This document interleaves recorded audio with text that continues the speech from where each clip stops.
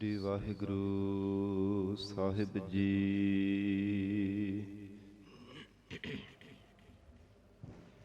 ਇੱਕ ਓੰਕਾਰ ਸਤਿਨਾਮ ਕਰਤਾ ਪੁਰਖ ਨਿਰਭਉ ਨਿਰਵੈਰ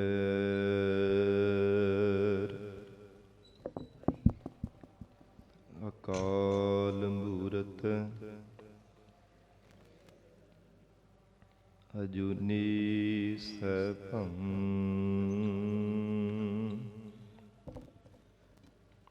ਗੁਰ ਪ੍ਰਸਾਦ ਜਪ ਆਦਿ ਸਚ ਜੁਗਾਦਿ ਸਚ ਹੈ ਭੀ ਸਚ ਨਾਨਕ ਹੋਸੀ ਭੀ ਸਚ।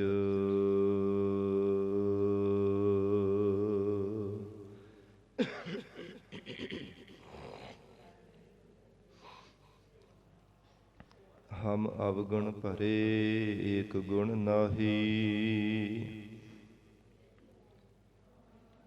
ਅੰਮ੍ਰਿਤ ਛਾਡ ਦਿਖੈ ਬਿਖ ਖਾਈ।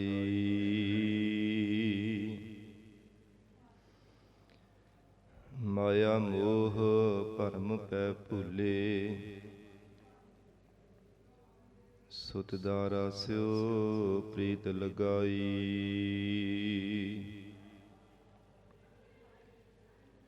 ਇਕ ਉਤਮ ਪੰਥ ਸੁਣਿਓ ਗੁਰ ਸੰਗਤ, ਤਿਹ ਮਿਲੰਤ ਜਮ ਤਰਾਸ ਮਿਟਾਈ।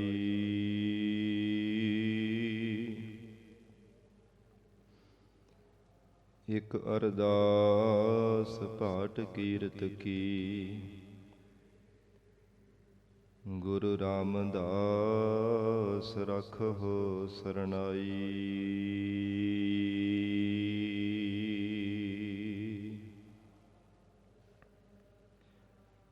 ਇਕ ਅਰਦਾਸ ਭਾਟ ਕੀਰਤ ਕੀ, ਗੁਰੂ ਰਾਮਦਾਸ ਰਖੋ ਸਰਨਾਈ। ਸਤਿਨਾਮ ਸ੍ਰੀ ਵਾਹਿਗੁਰੂ ਸਾਹਿਬ ਜੀਓ। ਬਿਹਾਗੜੇ ਕੀ ਵਾਰ ਮਹੱਲਾ ਚੌਥਾ। ਇੱਕ ਓੰਕਾਰ ਸਤਿਗੁਰ ਪ੍ਰਸਾਦ। ਸ਼ਲੋਕ ਮਹੱਲਾ ਤੀਜਾ। ਗੁਰ ਸੇਵਾ ਤੇ ਸੁਖ ਪਾਈਐ, ਹੋਰ ਥੈ ਸੁਖ ਨਾ ਭਾਲ। ਗੁਰ ਕੈ ਸ਼ਬਦ ਮਨ ਭੇਦੀਐ, ਸਦਾ ਵਸੈ ਹਰ ਨਾਲ। ਨਾਨਕ ਨਾਮ ਤਿਨਾ ਕੋ ਮਿਲੈ, ਜਿਨ ਹਰ ਵੇਖੈ ਨਦਰ ਨਿਹਾਲ। ਗੁਰ ਸੇਵਾ ਤੇ ਸੁਖ ਪਾਈਐ। ਵਾਹਿਗੁਰੂ ਜੀ ਕਾ ਖਾਲਸਾ, ਵਾਹਿਗੁਰੂ ਜੀ ਕੀ ਫਤਿਹ। ਪਤਿਤ ਪਾਵਨ ਭਗਤ ਵਛਲ, ਅੰਤਰਜਾਮੀ ਕਰੁਣਾ ਨਿਧਾਨ, ਗੁਰੂ ਗਰੀਬ ਨਵਾਜ, ਕਲਯੁਗ ਕੇ ਤਾਰਨ ਹਾਰੇ ਸ਼ਬਦ ਗੁਰੂ। ਦਸਾਂ ਹੀ ਪਾਤਸ਼ਾਹੀਆਂ ਕੇ ਆਤਮਿਕ ਸਰੂਪ ਸਤਿਗੁਰੂ, ਜੁਗੋ ਜੁਗ ਅਟਲ ਸਤਿਗੁਰੂ। ਧੰਨ ਧੰਨ ਸ੍ਰੀ ਗੁਰੂ ਗ੍ਰੰਥ ਸਾਹਿਬ ਮਹਾਰਾਜ ਸੱਚੇ ਪਾਤਸ਼ਾਹ ਜੀ ਦੇ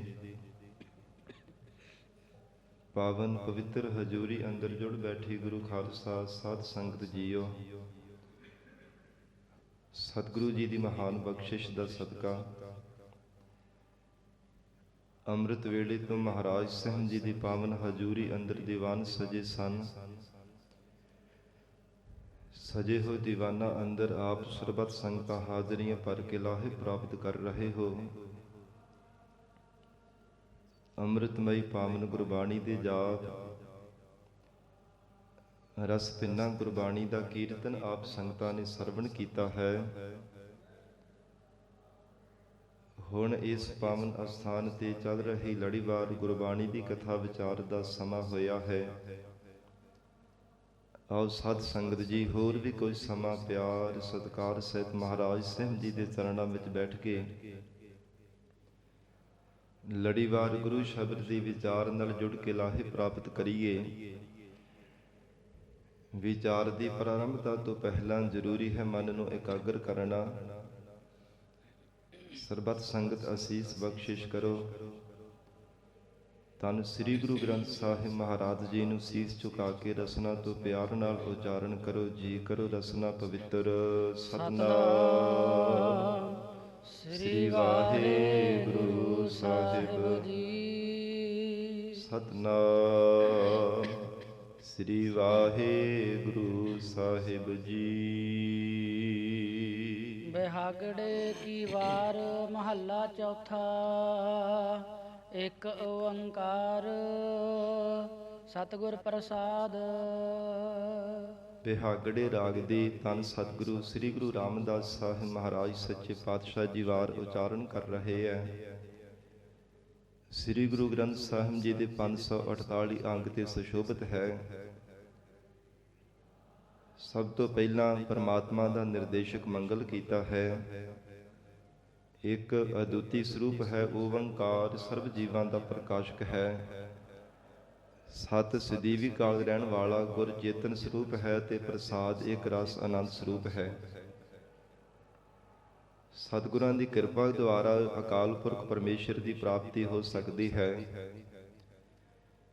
ਸਾਧ ਸੰਗਤ ਜੀ, ਵਾਰ ਨਾਮ ਜਸ ਦਾ ਹੈ।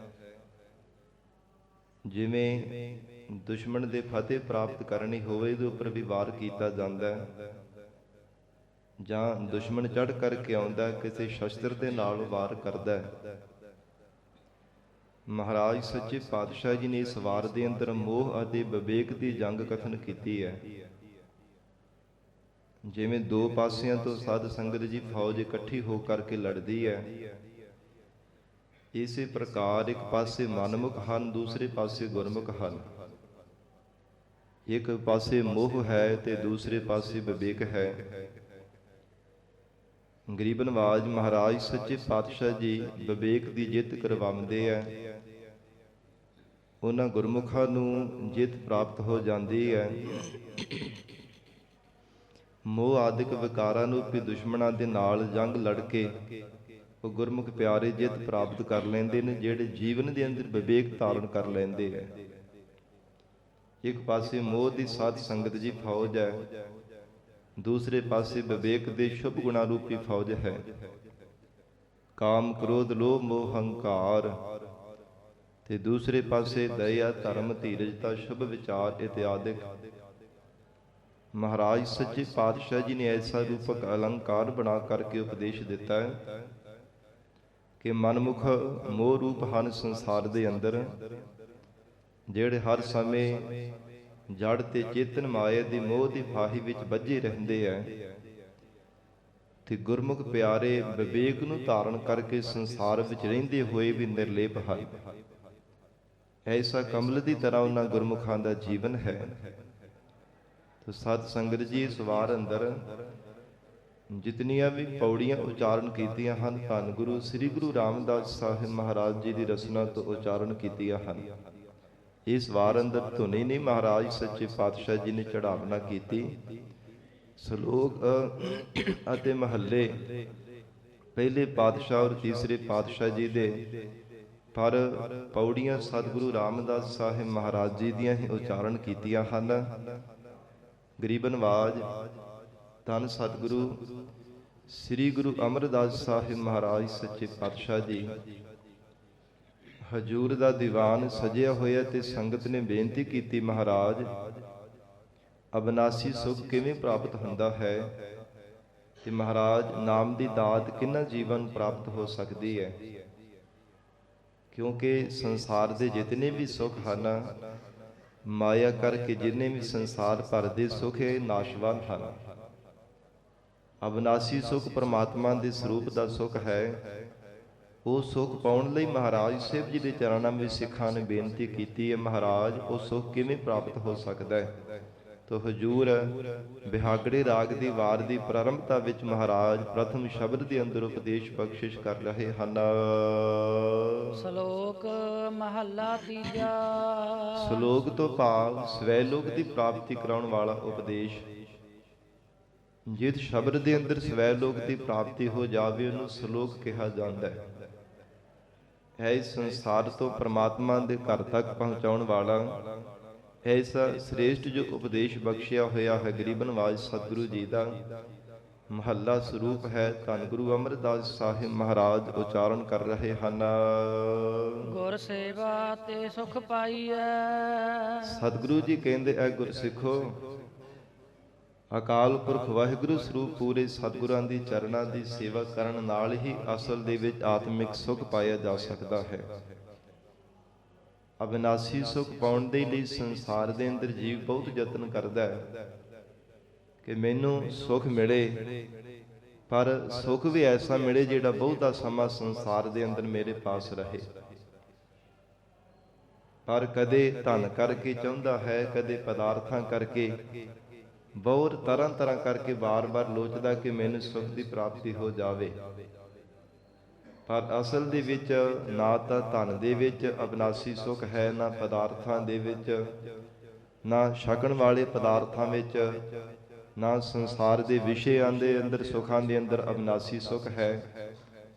ਜੇ ਸੁਖ ਹੈ ਉਹ ਹੈ ਪ੍ਰਮਾਤਮਾ ਅਕਾਲ ਪੁਰਖ ਵਾਹਿਗੁਰੂ ਜੀ ਦੀ ਸੇਵਾ ਦੇ ਵਿੱਚ।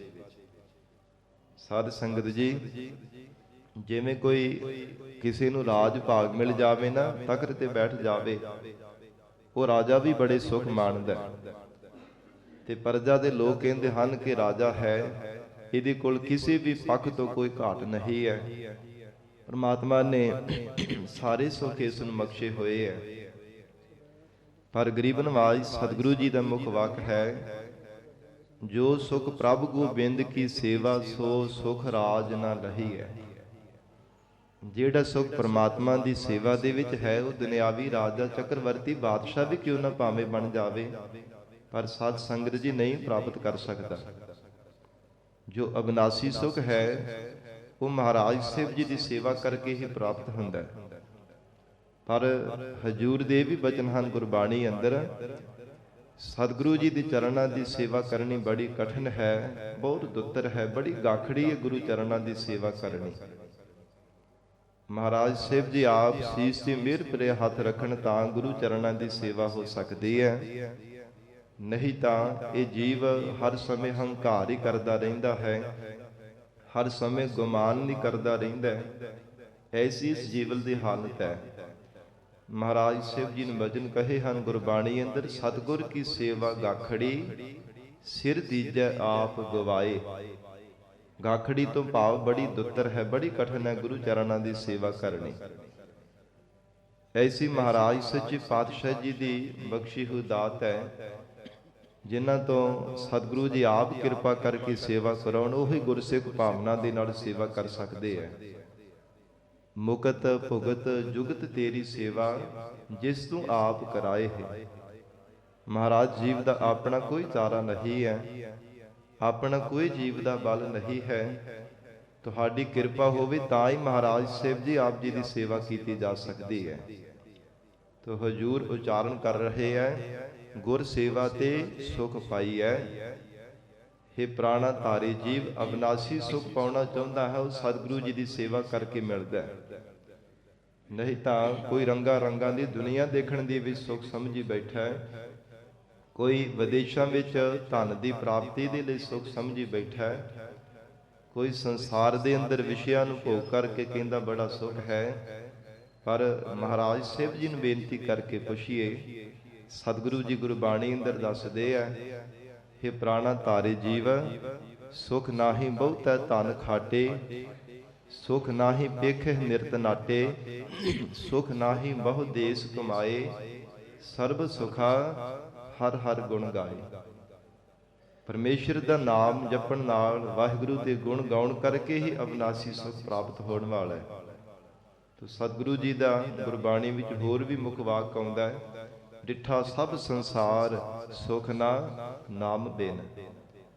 ਅਬਿਨਾਸੀ ਸੁਖ ਪਰਮੇਸ਼ਰ ਦੇ ਨਾਮ ਤੋਂ ਬਿਨਾਂ ਨਹੀਂ ਮਹਾਰਾਜ ਕਹਿੰਦੇ ਕਦੇ ਪ੍ਰਾਪਤ ਹੋ ਸਕਦਾ। ਤੇ ਜਿਨ੍ਹਾਂ ਨੇ ਸਤਿਗੁਰੂ ਜੀ ਦੀ ਸੇਵਾ ਕੀਤੀ ਹੈ, ਸਤ ਸੰਗਤ ਜੀ ਐਸਾ ਸੁਖ ਮਿਲਿਆ ਹੈ, ਉਹ ਫਿਰ ਮਾਇਕੀ ਸੰਸਾਰ ਦੇ ਸੁੱਖਾਂ ਤੋਂ ਉਪਰਮ ਹੋ ਗਏ ਹੈ। ਉਹਨਾਂ ਨੂੰ ਸੰਸਾਰ ਦਾ ਸੁੱਖ ਕੋਈ ਵੀ ਮਨ ਨੂੰ ਚੰਗਾ ਨਹੀਂ ਲੱਗਦਾ। ਐਸਾ ਪ੍ਰਮਾਤਮਾ ਨੇ ਉਹਨਾਂ ਨੂੰ ਅਬਿਨਾਸੀ ਸੁਖ ਬਖਸ਼ਿਆ ਹੈ। ਹੋਰ ਥੈ ਸੁਖ ਨਾ ਭਾਲ। हे ਪ੍ਰਾਣਾ ਤਾਰੇ ਜੀਵ, ਹੋਰ ਥਾਂ ਤੇ ਕਿਤੇ ਵੀ ਸੁਖ ਦੀ ਭਾਲ ਨਾ ਕਰ। ਐਵੇਂ ਦਰ ਦਰ ਤੇ ਬਾਰ-ਬਾਰ ਨੱਕ ਰਗੜਦਾ ਰਹਿਣਾ, ਕਦੇ ਕਿਸੇ ਦਰ ਤੇ ਜਾ ਕੇ ਕਦੇ ਕਿਸੇ ਦਰ ਤੇ ਜਾ ਕੇ ਸੁਖ ਦੀ ਭਾਲ ਕਰਦਾ ਹੈ। ਸਤਿਗੁਰੂ ਜੀ ਦੀ ਸੇਵਾ ਦੇ ਵਿੱਚੋਂ ਹੀ ਅਸਲ ਅਬਿਨਾਸੀ ਸੁਖ ਦੀ ਪ੍ਰਾਪਤੀ ਹੋਣ ਵਾਲੀ ਹੈ। ਹੋਰ ਥੈ ਸੁਖ ਨਾ ਭਾਲ। ਸਾਧ ਸੰਗਤ ਜੀ, ਭਗਤ ਧਰੂ ਜੀ ਦੇ ਜੀਵਨ ਦੀ ਗਾਥਾ ਹੈ। ਪਹਿਲਾਂ ਤਾਂ ਦੁਨਿਆਵੀ ਸੁਖ ਪਾਉਣ ਵਾਸਤੇ ਪ੍ਰਮਾਤਮਾ ਦੀ ਭਗਤੀ ਕੀਤੀ ਹੈ ਨਾ। ਮਨ ਦੇ ਅੰਦਰ ਇੱਛਾ ਸੀ ਕਿ ਪਿਤਾ ਵਾਲੀ ਜਿਹੜੀ ਰਾਜਗੱਦੀ ਮੈਨੂੰ ਪ੍ਰਾਪਤ ਹੋ ਜਾਵੇ। ਪਾਂਚ ਬਰਖ ਕੋ ਅਨਾਥ ਧਰੂ ਬਾਰਕ, ਹਰ ਸਿਮਰਤ ਅਮਰ ਅਟਾਰੇ। ਰਾਮ ਜਪੋ ਜੀ ਐਸੇ ਐਸੇ, ਧਰੂ ਪ੍ਰਹਿਲਾਦ ਜਪਿਓ ਹਰ ਜੈਸੇ। 5 ਸਾਲ ਦੀ ਆਰਬ ਲੈ ਤੇ ਪ੍ਰਮਾਤਮਾ ਦੀ ਭਗਤੀ ਕੀਤੀ ਹੈ। ਜਦੋਂ ਸਾਧ ਸੰਗਤ ਜੀ ਸੰਸਾਰ ਦੇ ਅੰਦਰ ਪਹਿਲਾਂ ਭਾਵਿਸ਼ਾ ਧਾਰਨ ਕਰਕੇ ਸੁਖ ਦੀ ਪ੍ਰਮਾਤਮਾ ਦੀ ਭਗਤੀ ਕੀਤੀ, ਪਰ ਜਦੋਂ ਆਤਮਿਕ ਸੁਖ ਪ੍ਰਾਪਤ ਹੋ ਗਿਆ ਫਿਰ ਇੱਛਾ ਹੀ ਖਤਮ ਹੋ ਗਈ ਸੰਸਾਰ ਦੇ ਸੁਖਾਂ ਦੀ। ਪਰ ਫਿਰ ਵੀ ਪ੍ਰਮਾਤਮਾ ਨੇ ਪਹਿਲਾਂ ਵਾਲੀ ਇੱਛਾ ਜਿਹੜੀ ਸੀ ਪੂਰੀ ਕੀਤੀ ਹੈ, ਬਾਅਦ ਵਿੱਚ ਅਟਲ ਪਦਵੀ ਬਖਸ਼ਿਸ਼ ਕਰ ਦਿੱਤੀ ਸੀ। ਇਸ ਪ੍ਰਕਾਰ ਮਹਾਰਾਜ ਕਹਿੰਦੇ ਹੋਰ ਥਾਂ ਤੇ ਜਾ ਕੇ ਸੁਖ ਦੀ ਭਾਲ ਕਰਦਾ ਹੈ। ਕਦੇ ਕਿਸੇ ਦਰ ਤੇ ਚਲਾ ਜਾਂਦਾ ਹੈ, ਕਦੇ ਕਿਸੇ ਦਰ ਤੇ ਜਾ ਕੇ ਬਾਰ-ਬਾਰ ਹੱਥ ਅੱਡਦਾ ਰਹਿੰਦਾ ਹੈ। ਜੋ ਅਬਿਨਾਸੀ ਸੁਖ ਹੈ ਸਤਿਗੁਰੂ ਜੀ ਦੀ ਸੇਵਾ ਵਿੱਚੋਂ ਹੀ ਮਿਲਣ ਵਾਲਾ ਹੈ। ਗੁਰ ਕੈ ਸ਼ਬਦ ਮਨ ਭੇਦੀਐ। ਸਤਿਗੁਰੂ ਜੀ ਦੇ ਸ਼ਬਦ ਦੁਆਰਾ ਆਪਣੇ ਮਨ ਨੂੰ ਵਿੰਨਣਾ ਕਰ। ਮਹਾਰਾਜ ਜੀ ਦੇ ਸ਼ਬਦ ਹੈ ਗਰੀਬ ਨਵਾਜ। ਸਤਿਗੁਰੂ ਜੀ ਦਾ ਸ਼ਬਦ ਮਹਾਰਾਜ ਜੀ ਦਾ ਉਪਦੇਸ਼ ਰੂਪੀ ਜਿਹੜਾ ਤੀਰ ਹੈ ਨਾ, ਆਪਣੇ ਹਿਰਦੇ ਦੇ ਅੰਦਰ ਵਸਾ। ਜਿਵੇਂ ਹਜੂਰ ਦੇ ਮੁਖ ਵਾਕ ਆਉਂਦੇ ਗੁਰਬਾਣੀ ਅੰਦਰ, ਮਹਾਰਾਜ ਸੱਚੇ ਪਾਤਸ਼ਾਹ ਤੁਹਾਡਾ ਜਿਹੜਾ ਉਪਦੇਸ਼ ਹੈ ਨਾ, ਤੁਹਾਡਾ ਸ਼ਬਦ ਰੂਪੀ ਤੀਰ ਸਾਡੇ ਹਿਰਦੇ ਤੇ ਆ ਕਰਕੇ ਲੱਗਾ। ਤਾਂ ਮਹਾਰਾਜ ਜਿਹੜਾ ਭਰਮ ਸੀ, ਸ਼ੰਕੇ ਸਨ, ਵਹਿਮ ਸਨ, ਸਾਰੇ ਮਹਾਰਾਜ ਸਾਡੇ ਹਿਰਦਿਓਂ ਦੂਰ ਹੋ ਗਏ ਹੈ। ਐਸਾ ਸ਼ਬਦ ਰੂਪੀ ਤੀਰ ਸਾਡੇ ਹਿਰਦੇ ਤੇ ਆ ਕੇ ਲੱਗਾ। ਤੇ ਗਰੀਬ ਨਵਾਜ ਮਹਾਰਾਜ ਸਾਹਿਬ ਜੀ ਆਖ ਰਹੇ ਨੇ, ਗੁਰ ਕੈ ਸ਼ਬਦ ਮਨ ਭੇਦੀ ਹੈ। ਮਨ ਨੂੰ ਵਿੰਨਣਾ ਕਰ ਗੁਰੂ ਸ਼ਬਦ ਦੇ ਨਾਲ। ਮਹਾਰਾਜ ਸੱਚੇ ਪਾਤਸ਼ਾਹੀ ਦੇ ਸ਼ਬਦ ਦੇ ਵਿੱਚ ਆਪਣੇ ਮਨ ਨੂੰ ਪਰੋ ਕਰਕੇ ਰੱਖ। ਭਾਵ ਕਦੇ ਸਤਿਗੁਰੂ ਜੀ ਦਾ ਉਪਦੇਸ਼ ਆਪਣੇ ਹਿਰਦਿਓਂ ਵਿਸਾਰਨਾ ਨਾ ਕਰ। ਜੀਵਨ ਪਰਯੰਤ ਮਹਾਰਾਜ ਸਾਹਿਬ ਜੀ ਦੀ ਸਿੱਖਿਆ ਨੂੰ ਹਿਰਦੇ ਅੰਦਰ ਧਾਰਨ ਕਰਕੇ ਰੱਖ। ਗਰੀਬ ਨਵਾਜ ਧੰਨ ਗੁਰੂ ਸ੍ਰੀ ਗੁਰੂ ਅਮਰਦਾਸ ਸਾਹਿਬ ਮਹਾਰਾਜ ਸੱਚੇ ਪਾਤਸ਼ਾਹ ਆਖ ਰਹੇ ਹੈ, ਹੇ ਜੀਵ, ਜੇ ਸਤਿਗੁਰੂ ਜੀ ਦੇ ਸ਼ਬਦ ਦੇ ਨਾਲ ਆਪਣੀ ਚਿੱਤ ਬਿਰਤੀ ਨੂੰ ਜੋੜ ਕਰਕੇ ਰੱਖੇਗਾ, ਸਦਾ ਵਸੈ ਹਰ ਨਾਲ, ਤੇ ਪ੍ਰਮਾਤਮਾ ਸਦਾ ਹੀ ਤੇਰੇ ਨਾਲ ਵਸਣਾ ਕਰੇਗਾ। ਕਿਉਂਕਿ ਸ਼ਬਦ ਹੀ ਅਸਲ ਦੇ ਵਿੱਚ ਬ੍ਰਹਮ ਹੈ, ਬ੍ਰਹਮ ਹੀ ਸ਼ਬਦ ਹੈ, ਸ਼ਬਦ ਹੀ ਬ੍ਰਹਮ ਹੈ। ਜਿਵੇਂ ਬਚਨ ਪੜ੍ਹਦੇ ਹਾਂ, ਬਾਣੀ ਗੁਰੂ, ਗੁਰੂ ਹੈ ਬਾਣੀ, ਵਿੱਚ ਬਾਣੀ ਅੰਮ੍ਰਿਤ ਸਾਰੇ। ਮਹਾਰਾਜ ਸੱਚੇ ਪਾਤਸ਼ਾਹੀ ਦੀ ਪਵਿੱਤਰ ਬਾਣੀ ਗੁਰੂ ਸਰੂਪ ਹੈ, ਗੁਰੂ ਬਾਣੀ ਸਰੂਪ ਹੈ। ਇਸੇ ਤਰ੍ਹਾਂ ਸ਼ਬਦ ਬ੍ਰਹਮ ਸਰੂਪ ਹੈ ਅਤੇ ਬ੍ਰਹਮ ਸ਼ਬਦ ਸਰੂਪ ਹੈ। ਆਨੰਦ ਸਾਹਿਬ ਪਾਵਨ ਬਾਣੀ ਵਿੱਚ ਹਜੂਰ ਨੇ ਉਚਾਰਨ ਕੀਤਾ, ਸ਼ਬਦ ਰਤਨ ਜਿਤ ਮਨ ਲਾਗਾ, ਇਹੋ ਹੋਆ ਸਮਾਉ। ਜਿਹੜਾ ਸ਼ਬਦ ਦੇ ਵਿੱਚ ਚਿੱਤ ਜੁੜਨਾ, ਇਹੋ ਹੀ ਅਸਲ ਦੇ ਵਿੱਚ ਪ੍ਰਮਾਤਮਾ ਦੀ ਅਭੇਦਤਾ ਹੈ। ਤੋ ਹਜੂਰ ਕਹਿੰਦੇ ਹਨ, ਹੇ ਪ੍ਰਾਣਾ ਧਾਰੀ ਜੀਵ, ਗਰੀਬ ਨਵਾਜ ਸਤਿਗੁਰਾਂ ਦੀ ਬਖਸ਼ੇ ਉਪਦੇਸ਼ ਦੇ ਵਿੱਚ ਗੁਰ ਕੈ ਸ਼ਬਦ ਮਨ ਭੇਦੀ ਹੈ, ਸਦਾ ਵਸੈ। ਪ੍ਰਮਾਤਮਾ ਸਦਾ ਹੀ ਤੇਰੇ ਨਾਲ ਵਸਣਾ ਕਰੇਗਾ। ਪ੍ਰਮਾਤਮਾ ਕਦੇ ਵੀ ਤੇਰੇ ਤੋਂ ਦੂਰ ਨਹੀਂ ਪ੍ਰਤੀਤ ਹੋਵੇਗਾ। ਪ੍ਰਮਾਤਮਾ ਅਕਾਲ ਪੁਰਖ ਵਾਹਿਗੁਰੂ, ਗੁਰ ਮੇਰੇ ਸੰਗ ਸਦਾ ਹੈ ਨਾਲੇ, ਸਿਮਰ ਸਿਮਰ ਤਿਸ ਸਦਾ ਸੁਖਾਲੇ। ਐਸੀ ਮਨ ਵਿੱਚ ਭਾਵਨਾ ਬਣ ਜਾਵੇਗੀ। ਨਾਨਕ ਨਾਮ ਤਿਨਾ ਕਉ ਮਿਲੈ। ਤੇ ਹਜੂਰ ਨੂੰ ਸਿੱਖਾਂ ਨੇ ਬੇਨਤੀ ਕੀਤੀ, ਮਹਾਰਾਜ ਨਾਮ ਦੀ ਦਾਤ ਕਿਹਨਾਂ ਨੂੰ ਪ੍ਰਾਪਤ ਹੁੰਦੀ ਹੈ? ਹਿਰਦੇ ਕਰਕੇ ਧੰਨ ਸਤਿਗੁਰੂ ਸ੍ਰੀ ਗੁਰੂ ਅਮਰਦਾਸ ਸਾਹਿਬ ਪਾਤਸ਼ਾਹ ਜੀ ਕਹਿੰਦੇ ਹਨ, ਜਿਨ ਹਰ ਵੇਖੈ ਨਦਰ ਨਿਹਾਲ। ਅਕਾਲ ਪੁਰਖ ਵਾਹਿਗੁਰੂ ਕਿਰਪਾ ਦੀ ਨਜ਼ਰ ਨਾਲ ਜਿਨ੍ਹਾਂ ਵੱਲ ਦੇਖਦਾ ਹੈ, ਉਹਨਾਂ ਜੀਵਨ ਨੂੰ ਨਿਹਾਲ ਕਰ ਦਿੰਦਾ, ਹਿਰਦੇ ਅੰਦਰ ਨਾਮ ਦੀ ਦਾਤ ਬਖਸ਼ਿਸ਼ ਕਰਕੇ। ਕਿਉਂਕਿ ਜਦੋਂ ਸਤਿਗੁਰੂ ਜੀ ਅੰਮ੍ਰਿਤਮਈ ਦ੍ਰਿਸ਼ਟੀ ਪਾ ਦਿੰਦੇ ਆ, ਜੀਵ ਦੇ ਜਿਤਨੇ ਵੀ ਗੁਨਾਹ ਹਨ, ਕੀਤੇ ਹੋ ਪਾਪ ਕਰਮੇ, ਸਾਰੇ ਨਸ਼ਟ ਹੋ ਜਾਂਦੇ ਆ। ਤੇ ਜਿਨ੍ਹਾਂ ਵਿਕਾਰਾਂ ਕਰਕੇ ਜੀਵ ਪਾਪ ਕਰਮ ਕਰਦਾ ਹੈ, ਜਿਨ੍ਹਾਂ ਪਾਪ ਕਰਮਾਂ ਦੀ ਮੈਲ ਲੱਗੀ ਹੋਣੇ ਕਰਕੇ ਮਨ ਕਦੇ ਟਿਕਦਾ ਨਹੀਂ, ਮਨ ਵੀ ਟਿਕਣਾ ਸ਼ੁਰੂ ਹੋ ਜਾਂਦਾ ਹੈ। ਹਜੂਰ ਦੇ ਮੁਖ ਵਾਕ ਹਨ, ਆਮੇ ਅਦ੍ਰਿਸ਼ਟ ਸ਼ੁਭ ਕਰੈ, ਹਰੈ ਅਗ ਪਾਪ ਸਕਲ ਮਲ। ਮਹਾਰਾਜ ਜਦੋਂ ਤੁਸੀਂ ਅੰਮ੍ਰਿਤਮਈ ਦ੍ਰਿਸ਼ਟੀ ਪਾ ਦਿੰਦੇ ਹੋ, ਸਾਰੇ ਪਾਪ ਨਸ਼ਟ ਹੋ ਜਾਂਦੇ ਹਨ। ਆਮੇ ਅਦ੍ਰਿਸ਼ਟ ਸ਼ੁਭ ਕਰੈ, ਹਰੈ ਅਗ ਪਾਪ ਸਕਲ ਮਲ। ਕਾਮ ਕ੍ਰੋਧ ਅਰ ਲੋਭ ਮੋਹ ਵਸ ਕਰੈ, ਸਭੈ ਬਲ। ਸਦਾ ਸੁਖ ਮਨ ਵਸੈ, ਦੁਖ ਸੰਸਾਰਹਿ ਖੋਵੈ। ਗੁਰ ਨਵ ਨਿਧ ਦਰਿਆਓ, ਜਨਮ ਹਮ ਕਾਲਖ ਧੋਵੈ। ਸਦੀਵੀ ਸੁਖ ਹਿਰਦੇ ਅੰਦਰ ਨਿਵਾਸ ਕਰ ਲੈਂਦਾ ਹੈ। ਤੇ ਮਹਾਰਾਜ ਕਹਿੰਦੇ ਜਿਹੜਾ ਵਿਕਾਰਾਂ ਦਾ ਪ੍ਰਬਲ ਬਲ ਹੈ, ਉਹ ਵੀ ਖਤਮ ਹੋ ਜਾਂਦਾ ਹੈ, ਅਭਾਵ ਹੋ ਜਾਂਦਾ ਹੈ, ਜਿਨ੍ਹਾਂ ਦਾ ਬਲ ਕਿਸੇ ਤੋਂ ਜਿੱਤਿਆ ਨਹੀਂ ਜਾਂਦਾ। ਐਸੀ ਮਹਾਰਾਜ ਸੱਚੇ ਪਾਤਸ਼ਾਹ ਜੀ ਕਿਰਪਾ ਕਰ ਦਿੰਦੇ ਆ। ਤੇ ਹਜੂਰ ਕਹਿੰਦੇ ਹਰ ਵੇਖੈ ਨਦਰ ਨਿਹਾਲ। ਜਿਨ ਹਰ ਵੇਖੈ ਨਦਰ ਨਿਹਾਲ, ਜਿਨ੍ਹਾਂ ਤੇ ਪ੍ਰਮਾਤਮਾ ਕਿਰਪਾ ਦ੍ਰਿਸ਼ਟੀ ਪਾ ਦਿੰਦਾ ਹੈ, ਉਹਨਾਂ ਨੂੰ ਹਿਰਦੇ ਕਰਕੇ ਪਰਮੇਸ਼ਰ ਆਪਣੇ ਨਾਮ ਦੀ ਦਾਤ ਬਖਸ਼ਿਸ਼ ਕਰ ਦਿੰਦਾ ਹੈ। ਮਹੱਲਾ ਤੀਜਾ। ਸਿਫਤ ਖਜ਼ਾਨਾ ਬਖਸ਼ ਹੈ। ਜੀਵਨ ਦੇ ਅੰਦਰ ਪ੍ਰਮਾਤਮਾ ਦੀ ਸਿਫਤ ਕਰਨੀ, ਇਹ ਵੀ ਇੱਕ ਖਜ਼ਾਨਾ ਹੈ। ਜਿਵੇਂ ਦੁਨਿਆਵੀ ਧਨ ਦਾ, ਪਦਾਰਥਾਂ ਦੇ ਵੀ ਖਜ਼ਾਨੇ ਮੰਨੇ ਆ, ਕਿੰਨੇ ਕਿੰਨੇ ਪ੍ਰਕਾਰ ਦੇ ਖਜ਼ਾਨੇ ਹਨ। ਪਰਮੇਸ਼ਰ ਦੀ ਸਿਫਤ ਕਰਨੀ ਵੀ ਇੱਕ ਬੜਾ ਵੱਡਾ ਖਜ਼ਾਨਾ ਹੈ। ਇਹ ਅਮੋਲਕ ਖਜ਼ਾਨਾ ਹੈ। ਇਹ ਕਿਸੇ ਮੁੱਲ ਦੇ ਵੱਟੇ ਸੱਟੇ ਨਹੀਂ ਖਰੀਦਿਆ ਜਾ ਸਕਦਾ। ਪਰਮਾਤਮਾ ਜਿਨ੍ਹਾਂ ਤੇ ਬਖਸ਼ਿਸ਼ ਕਰੇ, ਉਹਨਾਂ ਨੂੰ ਇਹ ਨਾਮ ਦਾ, ਭਗਤੀ ਦਾ, ਪਰਮੇਸ਼ਰ ਦੀ ਸਿਫਤ ਕਰਨੇ ਦਾ ਖਜ਼ਾਨਾ ਜੀਵਨ ਦੇ ਅੰਦਰ ਪ੍ਰਾਪਤ ਹੁੰਦਾ ਹੈ। ਜਿਸ ਬਖਸ਼ੈ ਸੋ ਖਰਚੈ ਖਾਏ। ਜਿਨ੍ਹਾਂ ਨੂੰ ਜੀਵਨ ਦੇ ਅੰਦਰ ਪਰਮਾਤਮਾ ਇਸ ਸਿਫਤ ਦਾ, ਭਗਤੀ ਦਾ ਖਜ਼ਾਨਾ ਬਖਸ਼ਿਸ਼ ਕਰ ਦਿੰਦਾ, ਉਹ ਆਪ ਵੀ ਖਾਂਦਾ ਤੇ ਹੋਰਨਾਂ ਨੂੰ ਵੀ ਖਵਾਉਂਦਾ ਹੈ। ਭਾਵ ਪਰਮੇਸ਼ਰ ਦੀ ਸਿਫਤ ਕਰਦਾ ਆਪ ਹਿਰਦੇ ਕਰਕੇ ਤ੍ਰਿਪਤ ਹੁੰਦਾ ਹੈ, ਤੇ ਹੋਰਨਾਂ ਨੂੰ ਵੀ ਸਾਧ ਸੰਗਤ ਜੀ ਤ੍ਰਿਪਤੀ ਦਾ ਇਹ ਜੋ ਫਲ ਹੈ, ਇਹ ਤ੍ਰਿਪਤੀ ਦਾ ਉਪਦੇਸ਼ ਹੈ, ਉਹ ਵਰਤਾਵਨਾ ਕਰਦਾ ਹੈ। ਆਪ ਜਪੈ ਅਵਰਹਿ ਨਾਮ ਜਪਾਵੈ। ਆਪ ਨਾਮ ਜਪਣਾ ਤੇ ਹੋਰ ਜੀਵਾਂ ਨੂੰ ਪ੍ਰੇਰਿਤ ਕਰ ਕਰਕੇ ਨਾਮ ਜਪਾਉਣਾ। ਪਰਮੇਸ਼ਰ ਦੀ ਸਿਫਤ ਆਪ ਕਰਨੀ ਤੇ ਹੋਰ ਜੀਵਾਂ ਨੂੰ ਪ੍ਰੇਰਿਤ ਕਰ ਕਰਕੇ ਸਿਫਤ ਕਰਵਾਵਣੀ। ਐਸਾ ਮਹਾਰਾਜ ਕਹਿੰਦੇ ਉਹਨਾਂ ਗੁਰਮੁਖਾਂ ਨੇ ਆਪ ਖਾਵਣਾ ਕੀਤਾ ਤੇ ਹੋਰਨਾਂ ਨੂੰ ਖਵਾਵਿਆ ਹੈ।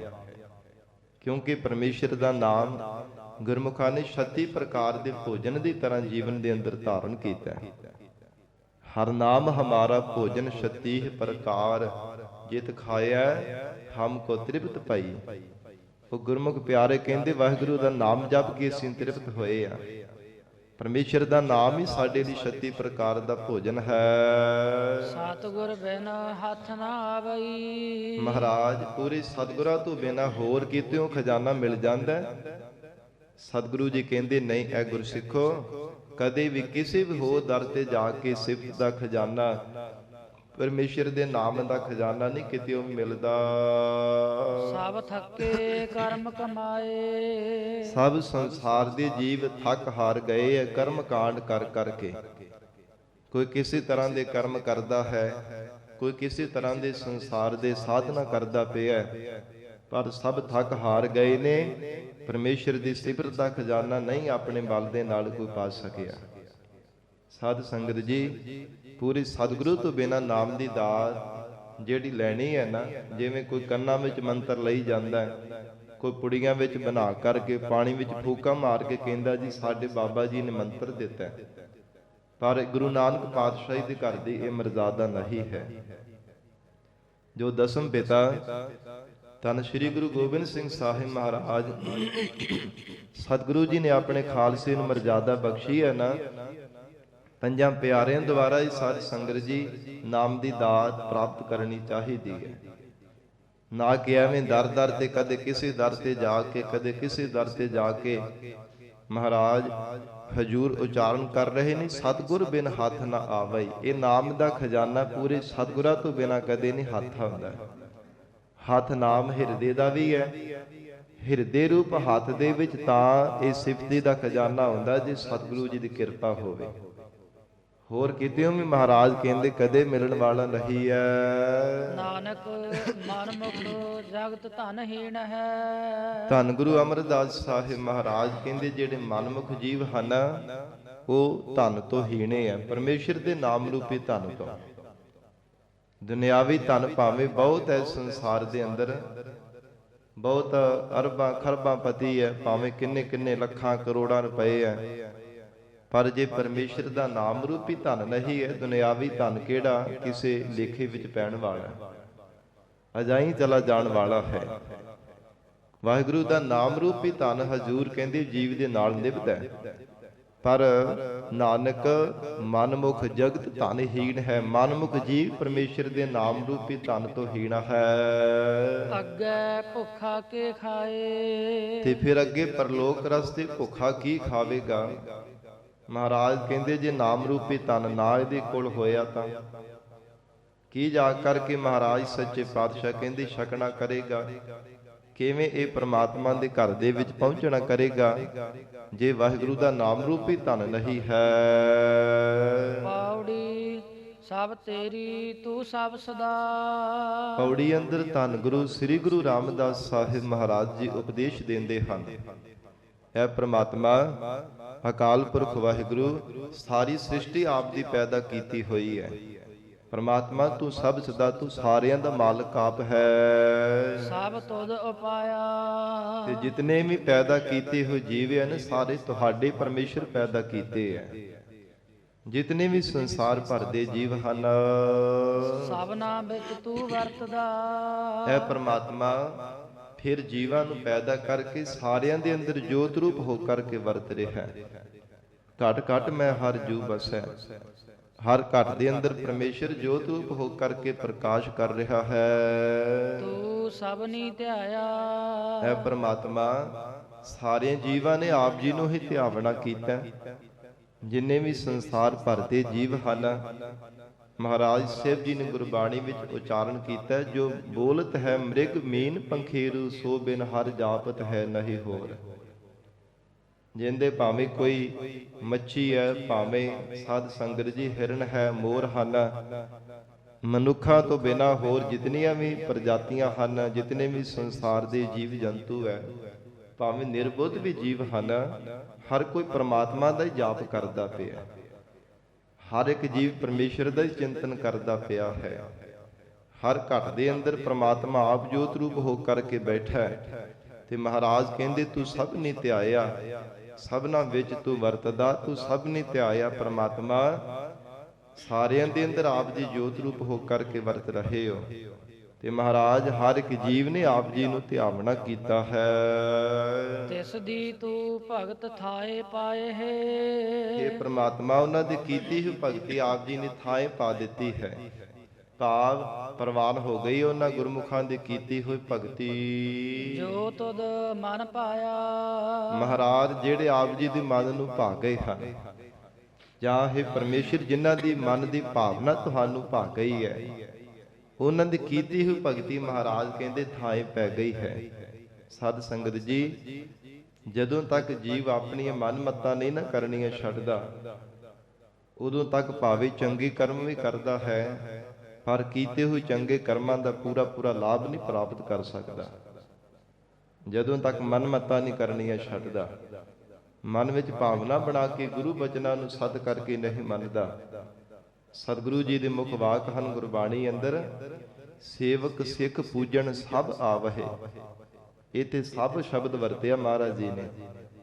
ਸੇਵਕ ਸਿੱਖ ਪੂਜਣ ਸਭ ਆਵਹਿ, ਸਭ ਗਾਵਹਿ ਹਰ ਹਰ ਊਤਮ ਬਾਣੀ। ਦੋ ਵਾਰੀ ਸਭ ਸ਼ਬਦ ਆਇਆ, ਭਾਵ ਭਾਵੇਂ ਕਹਿੰਦੇ ਸਾਰੇ ਗੁਰਸਿੱਖ ਮਹਾਰਾਜ ਜੀ ਦੇ ਚਰਨਾਂ ਵਿੱਚ ਆਉਂਦੇ ਨੇ, ਨਮਸਕਾਰਾਂ ਕਰਦੇ ਨੇ, ਗੁਰਬਾਣੀ ਪੜ੍ਹਦੇ ਹਨ, ਗੁਰਬਾਣੀ ਸਰਵਣ ਕਰਦੇ ਐ, ਜਸ ਗਾਉਂਦੇ ਨੇ, ਜਸ ਸਰਵਣ ਕਰਦੇ ਐ। ਪਰ ਕਿਹਨਾਂ ਦਾ ਗਾਵਿਆ ਸੁਣਿਆ ਕੀਤੀ ਹੋ ਸੇਵਾ ਥਾਏ ਪੈਂਦੀ ਹੈ। ਗਾਵਿਆ ਸੁਣਿਆ ਤਿਨ ਕਾ ਹਰ ਥਾਏ ਪਾਵੈ, ਜਿਨ ਸਤਿਗੁਰ ਕੀ ਆਗਿਆ ਸਤ ਸਤ ਕਰ ਮਾਨੇ। ਜਿਨ੍ਹਾਂ ਨੇ ਮਹਾਰਾਜ ਸਾਹਿਬ ਜੀ ਦੇ ਬਚਨਾਂ ਨੂੰ ਸਤ ਕਰਕੇ ਮੰਨਿਆ, ਉਹਨਾਂ ਦੀ ਕੀਤੀ ਹੋ ਸੇਵਾ, ਕੀਤਾ ਹੋਇਆ ਸਿਮਰਨ, ਪੜੀ ਸੁਣੀ ਗੁਰਬਾਣੀ ਮਹਾਰਾਜ ਕਹਿੰਦੇ ਥਾਏ ਪੈ ਗਈ ਹੈ। ਔਰ ਇਸੇ ਪ੍ਰਕਾਰ ਹਜੂਰ ਕਹਿੰਦੇ ਤਿਸ ਦੀ ਤੂੰ ਭਗਤ ਥਾਏ ਪਾਏ ਹੈ, ਜੋ ਤੁਧ ਮਨ ਭਾਇਆ।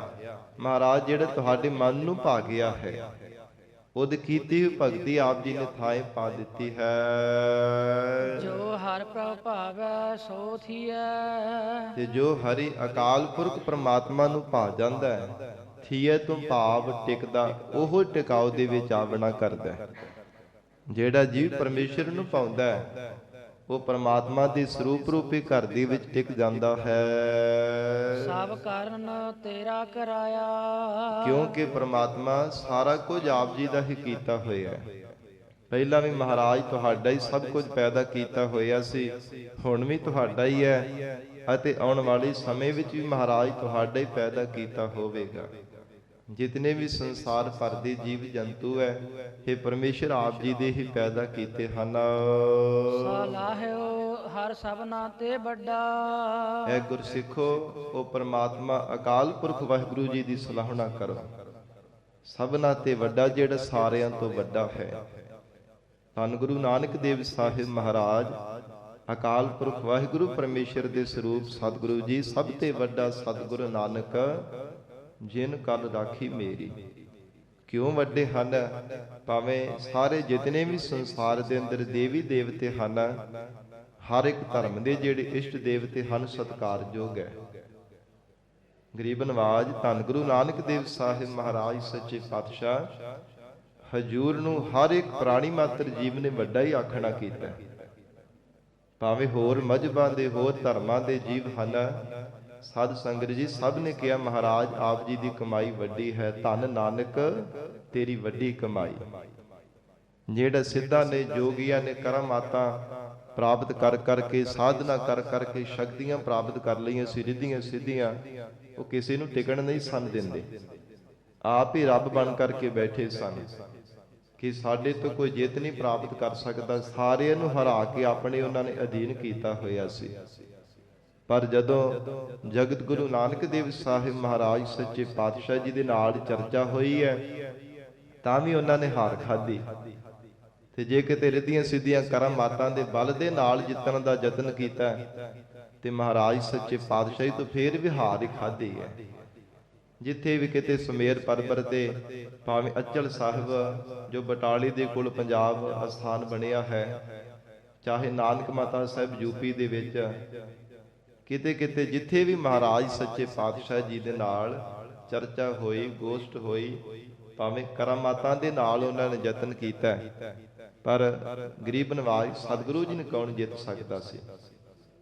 ਜਿਵੇਂ ਕਿ ਸਮੁੰਦਰ ਦੇ ਕੋਲ ਨਿੱਕੀ ਜੀ ਬੂੰਦ ਜਾ ਕਰਕੇ ਮਾਣ ਕਰੇ, ਉਹ ਸਾਧ ਸੰਗਤ ਜੀ ਨਹੀਂ ਉਹਦੀ ਬਰਾਬਰਤਾ ਕਰ ਸਕਦੀ। ਸਮੁੰਦਰ ਦਾ ਬਰਾਬਰਤਾ ਕਿਵੇਂ ਕਰ ਲਵੇਗੀ? ਇਸੇ ਪ੍ਰਕਾਰ ਅਥਾਹ ਸ਼ਕਤੀਆਂ ਦੇ ਮਾਲਕ ਗਰੀਬ ਨਵਾਜ ਗੁਰੂ ਨਾਨਕ ਦੇਵ ਸਾਹਿਬ ਪਾਤਸ਼ਾਹ ਜੀ ਨੂੰ ਕੌਣ ਜਿੱਤ ਸਕਦਾ ਸੀਗਾ? ਸਾਧ ਸੰਗਤ ਜੀ ਇੱਕ ਵਾਰ ਸਿੱਧ ਕਹਿਣ ਲੱਗੇ, ਮਹਾਰਾਜ ਸਾਰੇ ਨਾਲ ਲੁਕਣ ਮਿੱਟੀ ਖੇਡੋ। ਜਿਵੇਂ ਬੱਚੇ ਖੇਡਦੇ ਆ ਨਾ, ਖੇਡਦੇ ਆ ਲੁਕਣ ਮਿੱਟੀ। ਇੱਕ ਜਾਣਾ ਵਾਰੀ ਦਿੰਦਾ ਹੈ, ਉਹ ਸਾਰਿਆਂ ਨੂੰ ਲੱਭਦਾ ਤੇ ਬਾਕੀ ਸਾਰੇ ਨਾਲ ਦੇ ਲੁਕ ਜਾਂਦੇ। ਬੱਚੇ ਖੇਡਦੇ ਆ।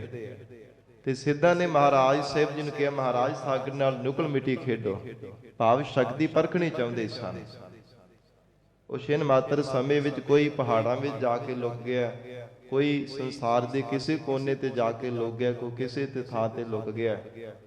ਤੇ ਮਹਾਰਾਜ ਜੀ ਨੇ ਉਹਨਾਂ ਦੀ ਬੋਦੀਆਂ ਤੋਂ ਫੜ ਕੇ ਕਿਸੇ ਨੂੰ ਲੱਤੋਂ ਫਕੜਿਆ, ਸਾਰਿਆਂ ਨੂੰ ਇੱਕ ਥਾਂ ਤੇ ਇਕੱਠੇ ਕਰ ਦਿੱਤਾ ਛਿਨ ਮਾਤਰ ਸਮੇਂ ਵਿੱਚ। ਕਿਉਂਕਿ ਧੰਨ ਗੁਰੂ ਨਾਨਕ ਦੇਵ ਸਾਹਿਬ ਮਹਾਰਾਜ ਪਰਮੇਸ਼ਰ ਸਰੂਪ ਹਨ, ਤੇ ਖਿਨ ਮਾਤਰ ਸਮੇਂ ਵਿੱਚ ਮਹਾਰਾਜ ਜਿਤਨੇ ਮਰਜ਼ੀ ਸਰੂਪ ਧਾਰਨ ਕਰ ਲੈਂਦੇ ਆ। ਤੇ ਛਿਨ ਮਾਤਰ ਸਮੇਂ ਵਿੱਚ ਹੀ ਸਾਰਿਆਂ ਨੂੰ ਮਹਾਰਾਜ ਜੀ ਨੇ ਇੱਕ ਥਾਂ ਤੇ ਇਕੱਠਿਆਂ ਕਰ ਦਿੱਤਾ ਤੇ ਫਿਰ ਕਹਿੰਦੇ ਮਹਾਰਾਜ ਹੁਣ ਤੁਸੀਂ ਲੁਕੋ, ਅਸੀਂ ਤੁਹਾਨੂੰ ਲੱਭਦੇ ਹਾਂ। ਸਿੱਧਾਂ ਨੇ ਮਿਲ ਕਰਕੇ ਆਖਿਆ ਤੇ ਹਜੂਰ ਨੇ ਬਚਨ ਕੀਤਾ, ਕਹਿੰਦੇ ਜੇ ਅਸੀਂ ਨਾ ਲੱਭੇ ਤੇ ਕਹਿੰਦੇ ਮਹਾਰਾਜ ਫਿਰ ਤੁਸੀਂ ਜੁਗਤੀ ਦੱਸ ਦੇਵੋ। ਤੇ ਹਜੂਰ ਨੇ ਕਿਹਾ ਸੀ, ਕਹਿੰਦੇ ਸਨ ਕਿ ਟਕਾ ਰੱਖ ਕੇ ਅਰਦਾਸ ਕਰਨੀ, ਅਸੀਂ ਪ੍ਰਗਟ ਹੋ ਜਾਵਾਂਗੇ। ਮਹਾਰਾਜ ਜੀ ਨੇ ਤੱਤਾਂ ਵਿੱਚ ਤੱਤ ਮਿਲਾ ਦਿੱਤੇ, ਸਿੱਧ ਖੱਪ ਗਏ, ਥੱਕ ਹਾਰ ਗਏ, ਪਰ ਸਤਿਗੁਰੂ ਜੀ ਕਿਤੇ ਵੀ ਲੱਭੇ ਨਾ। ਜਦੋਂ ਮਹਾਰਾਜ ਜੀ ਦੀ ਵਾਰੀ ਆਈ ਨਾ ਤੇ ਸਿੱਧਾਂ ਨੂੰ ਨਹੀਂ ਸਨ ਲੱਭੇ, ਬੜਾ ਯਤਨ ਕੀਤਾ ਸੀ, ਇਤਿਹਾਸ ਅੰਦਰ ਜ਼ਿਕਰ ਆਉਂਦਾ ਹੈ। ਫਿਰ ਅਰਦਾਸ ਕੀਤੀ, ਮਹਾਰਾਜ ਸਾਡੇ ਤੋਂ ਗਲਤੀ ਹੋ ਗਈ, ਕਿਰਪਾ ਕਰੋ, ਪ੍ਰਗਟ ਹੋ ਕਰਕੇ ਸਾਨੂੰ ਦਰਸ਼ਨ ਦੇਵੋ। ਤਾਂ ਮਹਾਰਾਜ ਸਾਹਿਬ ਜੀ ਪ੍ਰਗਟ ਹੋਏ ਸਨ। ਤੋ ਹਜੂਰ ਸਤਿਗੁਰੂ ਰਾਮਦਾਸ ਸਾਹਿਬ ਮਹਾਰਾਜ ਆਖ ਰਹੇ ਹੈ, ਹੇ ਜੀਵ ਸਲਾਹੇ ਹੋ ਹਰ ਸਭਨਾ ਤੇ ਵੱਡਾ, ਉਸ ਪ੍ਰਮਾਤਮਾ ਦੀ ਸਿਫਤ ਕਰੋ ਜਿਹੜਾ ਸਾਰਿਆਂ ਤੋਂ ਵੱਡਾ ਹੈ। ਭਾਵੇਂ ਸਾਰੇ ਇਸ਼ਟ ਦੇਵਤੇ ਸਾਧ ਸੰਗਤ ਜੀ ਸਤਿਕਾਰਯੋਗ ਹੈ, ਪਰ ਉਹਨਾਂ ਦੀ ਕੋਈ ਨਾ ਕੋਈ ਸੀਮਾ ਹੈ, ਕੋਈ ਨਾ ਕੋਈ ਉਹਨਾਂ ਦੀ ਮਰਜ਼ਾਦਾ ਹੈ। ਪਰ ਅਕਾਲ ਪੁਰਖ ਵਾਹਿਗੁਰੂ ਸਰੂਪ ਗੁਰੂ ਨਾਨਕ ਦੇਵ ਸਾਹਿਬ ਮਹਾਰਾਜ ਜੀ ਦੀ ਕੋਈ ਸੀਮਾ ਨਹੀਂ। ਕੋਈ ਨਹੀਂ ਆਖ ਸਕਦਾ ਕਿ ਇੰਨੀਆਂ ਕੁ ਸ਼ਕਤੀਆਂ ਨੇ, ਇੰਨਾ ਕੁ ਗਿਆਨ ਹੈ, ਇੰਨੀ ਕੁ ਵਿਦਿਆ, ਇੰਨੇ ਕੁ ਗੁਣ ਨੇ। ਨਹੀਂ, ਸਾਧ ਸੰਗਤ ਜੀ ਹਰ ਪੱਖ ਤੋਂ ਮਹਾਰਾਜ ਅਪਾਰ ਸਰੂਪ ਹਨ। 14 ਕਲਾ ਸੰਪੂਰਨ ਫਲਿਆ। ਨਹੀਂ, ਮਹਾਰਾਜ ਜੀ ਦੇ ਜਿਵੇਂ ਬਚਨ ਆਉਂਦੇ ਆ ਨਾ, 16 ਕਲਾ ਸੰਪੂਰਨ ਫਲਿਆ, ਅਨੰਤ ਕਲਾ ਹੋਏ ਠਾਕੁਰ ਚੜਿਆ। 14 ਕਲਾ ਲੈ ਕੇ ਆਏ ਸਨ ਸ੍ਰੀ ਰਾਮਚੰਦਰ ਜੀ ਤ੍ਰੇਤੇ ਯੁੱਗ ਦੇ ਅੰਦਰ। ਫਿਰ ਦੁਆਪਰ ਯੁੱਗ ਵਿੱਚ ਕ੍ਰਿਸ਼ਨ ਭਗਵਾਨ ਜੀ 16 ਕਲਾ ਲੈ ਕਰਕੇ ਸੰਸਾਰ ਦੇ ਅੰਦਰ ਪ੍ਰਗਟ ਹੋਏ। ਉਹਨੀਆਂ ਕਲਾ ਦੇ ਨਾਲ ਉਹ ਸਮੇਂ ਸਰ ਜਾਂਦਾ ਰਿਹਾ, ਪਰ ਪਾਪ ਕਰਮ ਇਤਨੇ ਜ਼ਿਆਦਾ ਸੰਸਾਰ ਦੇ ਅੰਦਰ ਧਰਤੀ ਤੇ ਵੱਧ ਗਏ ਸਨ, ਨਾ 14 ਦੇ ਨਾਲ ਸਰਨ ਵਾਲਾ ਤੇ ਨਾ 16 ਕਲਾ ਦੇ ਨਾਲ ਸਰਨ ਵਾਲਾ ਸੀ। ਧਰਤੀ ਨੇ ਜਦੋਂ ਬੇਬਲ ਹੋ ਕਰਕੇ ਪੁਕਾਰ ਕੀਤੀ, ਇਹ ਸੁਣੀ ਪੁਕਾਰ ਦਾ ਤਾਰ ਪ੍ਰਭ, ਗੁਰੂ ਨਾਨਕ ਜਗ ਮਾਹੇ ਪਠਾਇਆ।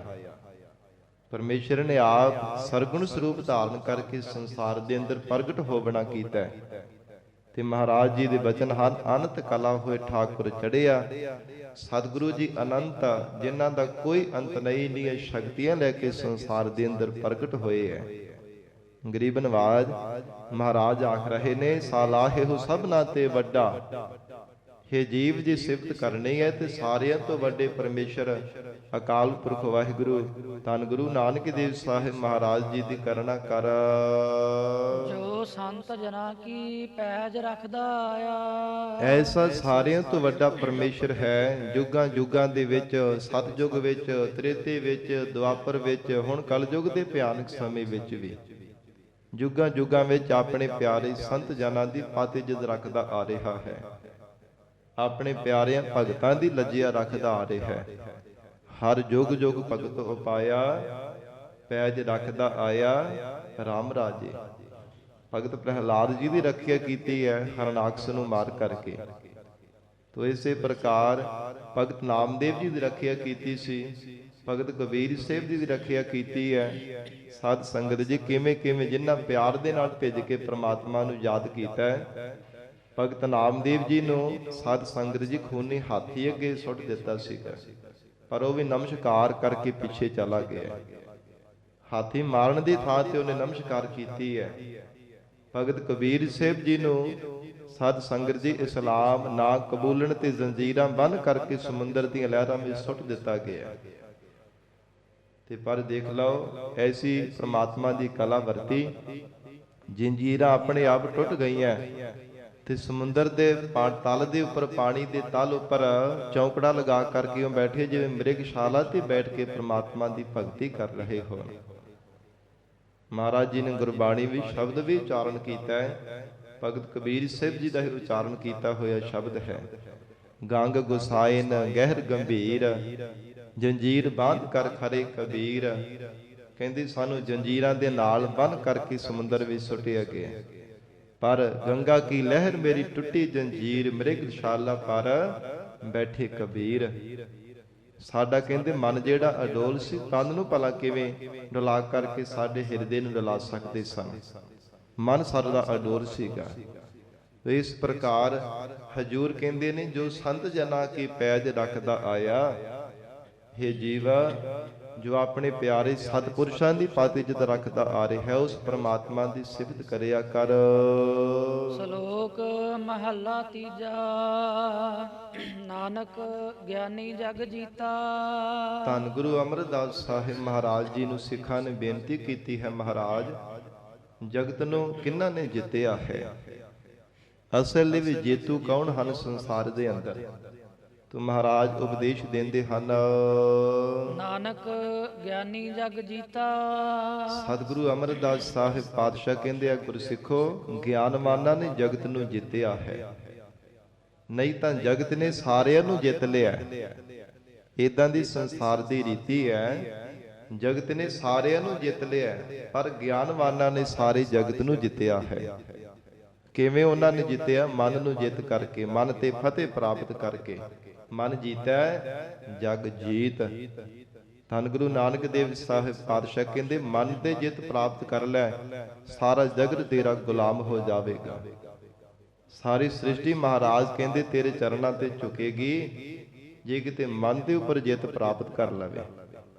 ਪਰ ਮਨ ਨੂੰ ਜਿੱਤਣਾ ਬੜਾ ਔਖਾ ਹੈ, ਬੜਾ ਡਾਢਾ ਹੈ, ਕਿਉਂਕਿ ਮਨ ਨਾ ਤਾਂ ਦਿਸਦਾ ਹੈ, ਪਤਾ ਹੀ ਨਹੀਂ ਚੱਲਦਾ ਹੈ ਕਿੱਦਾਂ ਦਾ, ਪਤਾ ਨਹੀਂ ਖਿੰਨ ਮਾਤਰ ਸਮੇਂ ਵਿੱਚ ਕਿੰਨੇ ਕੁ ਰੂਪ ਧਾਰਨ ਕਰ ਲੈਂਦਾ। ਸਤਿਗੁਰੂ ਜੀ ਨੇ ਗੁਰਬਾਣੀ ਵਿੱਚ ਇਹਦੀ ਹਾਲਤ ਦੱਸੀ ਹੈ, ਕਬਹੂ ਜੀਅੜਾ ਊਬ ਚਰਤ ਹੈ, ਕਬਹੂ ਜਾਏ ਪਿਆਲੇ, ਲੋਭੀ ਜੀਅਰਾ ਥਿਰ ਨਾ ਰਹਿਤ ਹੈ, ਚਾਰੇ ਕੁੰਟਾਂ ਭਾਲੇ। ਕਦੇ ਵੀ ਮਹਾਰਾਜ ਕਹਿੰਦੇ ਟਿਕਦਾ ਨਹੀਂ। ਇਦਾਂ ਦੀ ਇਸ ਮਨ ਦੀ ਹਾਲਤ ਹੈ, ਕਦੇ ਲੋਭੀ ਬਣ ਜਾਂਦਾ ਹੈ, ਕਦੇ ਤਾਂ ਬੜੀਆਂ ਉੱਚੀਆਂ ਉੱਚੀਆਂ ਡੀਂਗਾਂ ਮਾਰਦਾ ਆਕਾਸ਼ ਵਿੱਚ ਚੜ ਜਾਂਦਾ ਹੈ, ਤੇ ਕਦੇ ਧਰਤੀ ਤੇ ਡਿੱਗ ਪੈਂਦਾ ਹੈ ਕਿ ਮੈਂ ਕੁਝ ਵੀ ਨਹੀਂ ਆ। ਇਦਾਂ ਦੀ ਇਸ ਮਨ ਦੀ ਹਾਲਤ ਹੈ। ਤੋ ਫਿਰ ਕਿਵੇਂ ਇਸ ਮਨ ਨੂੰ ਜਿੱਤਿਆ ਜਾ ਸਕਦਾ? ਨਾ ਦਿਸਦਾ, ਨਾ ਪਤਾ ਲੱਗਦਾ ਕਿਦਾਂ ਦਾ ਹੈ, ਕਿੰਨੇ ਕੁ ਰੂਪ ਧਾਰਨ ਕਰ ਲੈਂਦਾ ਹੈ। ਸਾਧ ਸੰਗਤ ਜੀ, ਮਨ ਬੜਾ ਹੀ ਸੂਖਸ਼ਮ ਹੈ, ਬੜਾ ਹੀ ਸੂਖਮ ਹੈ, ਤੇ ਸ਼ਬਦ ਹੈ ਇਹ ਵੀ ਬੜਾ ਸੂਖਮ ਹੈ। ਤੇ ਸ਼ਬਦ ਦੁਆਰੇ ਮਹਾਰਾਜ ਕਹਿੰਦੇ ਸੂਖਸ਼ਮ ਮਨ ਨੂੰ ਜਿੱਤਿਆ ਜਾ ਸਕਦਾ ਹੈ। ਸ਼ਬਦ ਤੋਂ ਬਿਨਾਂ ਹੋਰ ਕੋਈ ਦੁਨੀਆ ਦਾ ਸਾਧਨ ਨਹੀਂ, ਹੋਰ ਕੋਈ ਦੁਨੀਆ ਦੀ ਐਸੀ ਤਾਕਤ ਨਹੀਂ ਹੈ ਜਿਹੜੀ ਮਨ ਨੂੰ ਆਪਣੇ ਅਧੀਨ ਕਰ ਸਕੇ। ਇਸ ਕਰਕੇ ਮਹਾਰਾਜ ਉਚਾਰਨ ਕਰ ਰਹੇ ਹੈ, ਜਗ ਜੀਤਾ ਸਭ ਕੋਏ। ਨਾਨਕ ਗਿਆਨੀ ਜਗ ਜੀਤਾ। ਗਿਆਨਵਾਨਾਂ ਨੇ ਮਹਾਰਾਜ ਕਹਿੰਦੇ ਜਗਤ ਨੂੰ ਜਿੱਤ ਲਿਆ ਹੈ। ਜਗ ਜੀਤਾ ਸਭ ਕੋਏ, ਪਰ ਜਗਤ ਨੇ ਸਾਰਿਆਂ ਨੂੰ ਜਿੱਤ ਲੈਣਾ ਕੀਤਾ। ਜਗਤ ਕੀ ਹੈ? ਤਿੰਨਾਂ ਗੁਣਾਂ ਵਿੱਚ ਮਹਾਰਾਜ ਕਹਿੰਦੇ ਸਾਰਾ ਜਗਤ ਦਾ ਵਰਤਾਰਾ ਵਰਤਦਾ ਪਿਆ। ਤਿੰਨਾਂ ਗੁਣਾਂ ਨੇ ਸਾਰੀ ਸ੍ਰਿਸ਼ਟੀ ਨੂੰ ਆਪਣੇ ਅਧੀਨ ਕੀਤਾ ਹੋਇਆ ਹੈ। ਜਗਤ ਨੇ ਸਭ ਨੂੰ ਜਿੱਤ ਲਿਆ, ਪਰ ਜਗਤ ਨੂੰ ਜਿੱਤਣ ਵਾਲੇ ਕੇਵਲ ਗਿਆਨੀ ਪੁਰਖ ਹਨ, ਜਿਨ੍ਹਾਂ ਦੇ ਹਿਰਦੇ ਅੰਦਰ ਵਾਹਿਗੁਰੂ ਦੀ ਪ੍ਰਾਪਤੀ ਦਾ ਗਿਆਨ ਹੋ ਗਿਆ ਹੈ, ਜਿਨ੍ਹਾਂ ਨੂੰ ਪ੍ਰਮਾਤਮਾ ਨੇ ਸੋਝੀ ਬਖਸ਼ੀ ਹੈ ਅਕਾਲ ਪੁਰਖ ਵਾਹਿਗੁਰੂ ਜੀ ਨੇ। ਨਹੀਂ ਤਾਂ ਅਗਿਆਨੀ ਜੀਵਾਂ ਨੂੰ ਮਹਾਰਾਜ ਕਹਿੰਦੇ ਜਗਤ ਨੇ ਜਿੱਤ ਲਿਆ ਹੈ, ਆਪਣੇ ਹੀ ਗੁਲਾਮ ਬਣਾ ਕਰਕੇ ਰੱਖਿਆ ਹੈ। ਨਾਮੇ ਕਾਰਜ ਸਿੱਧ ਹੈ। ਤੇ ਮਹਾਰਾਜ ਉਹਨਾਂ ਗਿਆਨਵਾਨਾਂ ਦਾ ਇਹ ਕਾਰਜ ਕਿਵੇਂ ਸਿੱਧ ਹੋਇਆ? ਜੀਵਨ ਮੁਕਤੀ ਦਾ ਆਨੰਦ ਪਾਉਣ ਦੇ ਲਈ, ਜਗਤ ਨੂੰ ਜਿੱਤਣ ਦੇ ਲਈ। ਮਹਾਰਾਜ ਸੱਚੇ ਪਾਤਸ਼ਾਹ ਕਹਿੰਦੇ ਪਰਮੇਸ਼ਰ ਦੇ ਨਾਮ ਕਰਕੇ, ਅਕਾਲ ਪੁਰਖ ਵਾਹਿਗੁਰੂ ਜੀ ਦਾ ਨਾਮ ਜਪਣ ਦੇ ਕਰਕੇ ਹੀ ਹਜ਼ੂਰ ਕਹਿੰਦੇ ਹਨ ਉਹਨਾਂ ਦਾ ਕਾਰਜ ਸਿੱਧ ਹੋਇਆ ਹੈ। ਸਾਧ ਸੰਗਤ ਜੀ, ਜਗਤ ਨੂੰ ਜਿੱਤਣਾ ਬੜਾ ਡਾਢਾ ਹੈ, ਬੜਾ ਔਖਾ ਹੈ। ਪਰ ਜਗਤ ਨੂੰ ਕੋਈ ਜਿੱਤ ਲਵੇ, ਭਾਵੇਂ ਜਿੱਤੀ ਲਵੇ, ਪਰ ਮਨ ਨੂੰ ਨਹੀਂ ਕੋਈ ਆਪਣੇ ਬਲ ਦੇ ਨਾਲ ਜਿੱਤ ਸਕਦਾ। ਪਾਰਸਨਾਥ ਹੋਇਆ ਕਹਿੰਦੇ ਕਿ ਸ਼ਿਵ ਜੀ ਦਾ ਅਵਤਾਰ ਸੀ, ਬੜਾ ਪ੍ਰਤਾਪੀ। ਸ਼ਸਤਰ ਵਿਦਿਆ ਤੇ ਸ਼ਾਸਤਰ ਵਿਦਿਆ ਕਰਕੇ ਸਾਰੇ ਸੰਸਾਰ ਤੇ ਇਸ ਨੇ ਫਤਿਹ ਪ੍ਰਾਪਤ ਕਰ ਲਈ ਸੀ। ਸ਼ਸਤਰ ਅਤੇ ਸ਼ਾਸਤਰ ਵਿਦਿਆ ਕਰਕੇ ਸਾਰਿਆਂ ਤੇ ਜਿੱਤ ਪ੍ਰਾਪਤ ਕਰ ਲਈ। ਪਰ ਜਦੋਂ ਪਤਾ ਲੱਗਾ ਕਿ ਇੱਕ ਦੁਸ਼ਮਣ ਮੇਰਾ ਜਿਉਂਦਾ ਹੈ, ਫਿਰ ਸਾਧ ਸੰਗਤ ਜੀ ਕਟਾਸ਼ ਪਰਬਤ ਤੇ ਜਾ ਕਰਕੇ ਚਿਖਾ ਬਣਾ ਕੇ ਆਪ ਹੀ ਅੱਗ ਲਾ ਕਰਕੇ ਨਾ ਸੜ ਕੇ ਮਰ ਗਿਆ ਸੀਗਾ। ਉਹ ਸੀਗਾ ਮਨ ਰੂਪੀ ਦੁਸ਼ਮਣ। ਜਦੋਂ ਇਹਦੇ ਸਲਾਹਕਾਰ ਨੇ ਦੱਸਿਆ ਕਿ ਤੇਰਾ ਇੱਕ ਦੁਸ਼ਮਣ ਅਜੇ ਜਿਉਂਦਾ ਹੈ, ਕਹਿੰਦਾ ਜੀ ਮੈਂ ਤਾਂ ਸਾਰਿਆਂ ਤੇ ਫਤਿਹ ਪ੍ਰਾਪਤ ਕਰ ਲਈ, ਅਜੇ ਵੀ ਦੁਸ਼ਮਣ ਜਿਉਂਦਾ, ਦੱਸੋ ਮੈਂ ਹੁਣੇ ਉੱਤੇ ਫਤਿਹ ਪ੍ਰਾਪਤ ਕਰਾਂਗਾ। ਜਦੋਂ ਪਤਾ ਲੱਗਾ ਕਿ ਮਨ ਰੂਪੀ ਦੁਸ਼ਮਣ ਤਾਂ ਅਜੇ ਤੇਰਾ ਜਿਉਂਦਾ ਹੈ, ਬੜਾ ਯਤਨ ਕੀਤਾ ਮਨ ਨੂੰ ਟਿਕਾਉਣ ਦੇ ਲਈ, ਪਰ ਮਨ ਕਿੱਥੇ ਵਸੀਕਾਰ ਹੁੰਦਾ ਹੈ।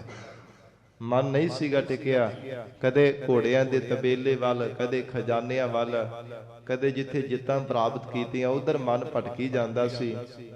ਮਨ ਬਾਰ-ਬਾਰ ਭਟਕੀ ਜਾਵੇ। ਸੰਬੰਧੀਆਂ ਨੇ, ਸਖੀਆਂ ਨੇ, ਮਿੱਤਰਾਂ ਨੇ ਬੜਾ ਯਤਨ ਕੀਤਾ ਸਮਝਾਉਣ ਦਾ ਕਿ ਇਹ ਕੰਮ ਨਾ ਕਰ।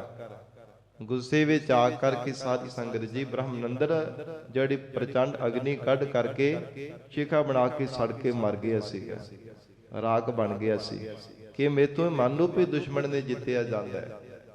ਸਾਰੀ ਭਾਵੇਂ ਜੀਵਾਂ ਦੇ ਉੱਪਰ ਜਿੱਤ ਪ੍ਰਾਪਤ ਕਰ ਲਈ ਹੈ, ਪਰ ਮਹਾਰਾਜ ਹਜੂਰ ਕਹਿੰਦੇ ਹਨ ਪਰਮੇਸ਼ਰ ਦੇ ਨਾਮ ਜਪਣ ਤੋਂ ਬਿਨਾ ਇਹ ਕਾਰਜ ਨੂੰ ਕਦੇ ਸਿੱਧ ਨਹੀਂ ਕੀਤਾ ਜਾ ਸਕਦਾ। ਜੀਵਨ ਦੀ ਸਫਲਤਾ ਕਾਰਜ ਕਦੇ ਸਿੱਧ ਨਹੀਂ ਹੋ ਸਕਦਾ।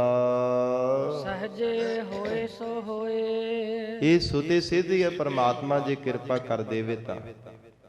ਸਹਿਜੇ ਸੁਭਾਵਿਕ ਹੀ ਜੀਵਨ ਦੇ ਅੰਦਰ ਦਾਤ ਮਿਲ ਜਾਵੇ, ਪ੍ਰਮਾਤਮਾ ਦੀ ਬਖਸ਼ਿਸ਼ ਹੋ ਜਾਵੇ ਤਾਂ ਹੀ ਪਾ ਸਕਦਾ ਹੈ। ਗੁਰਮਤਿ ਮਤ ਅਚਲ ਹੈ। ਸਾਧ ਸੰਗਤ ਜੀ, ਇੱਕ ਹੈ ਅਨ ਮਤ, ਇੱਕ ਹੈ ਖੋਟੀ ਮਤ, ਇੱਕ ਹੁੰਦੀ ਮਨ ਮਤ, ਇੱਕ ਹੁੰਦੀ ਹੈ ਗੁਰਮਤ, ਜਿਹੜੀ ਚੌਥੇ ਥਾਂ ਤੇ ਗੁਰਮਤ ਹੈ।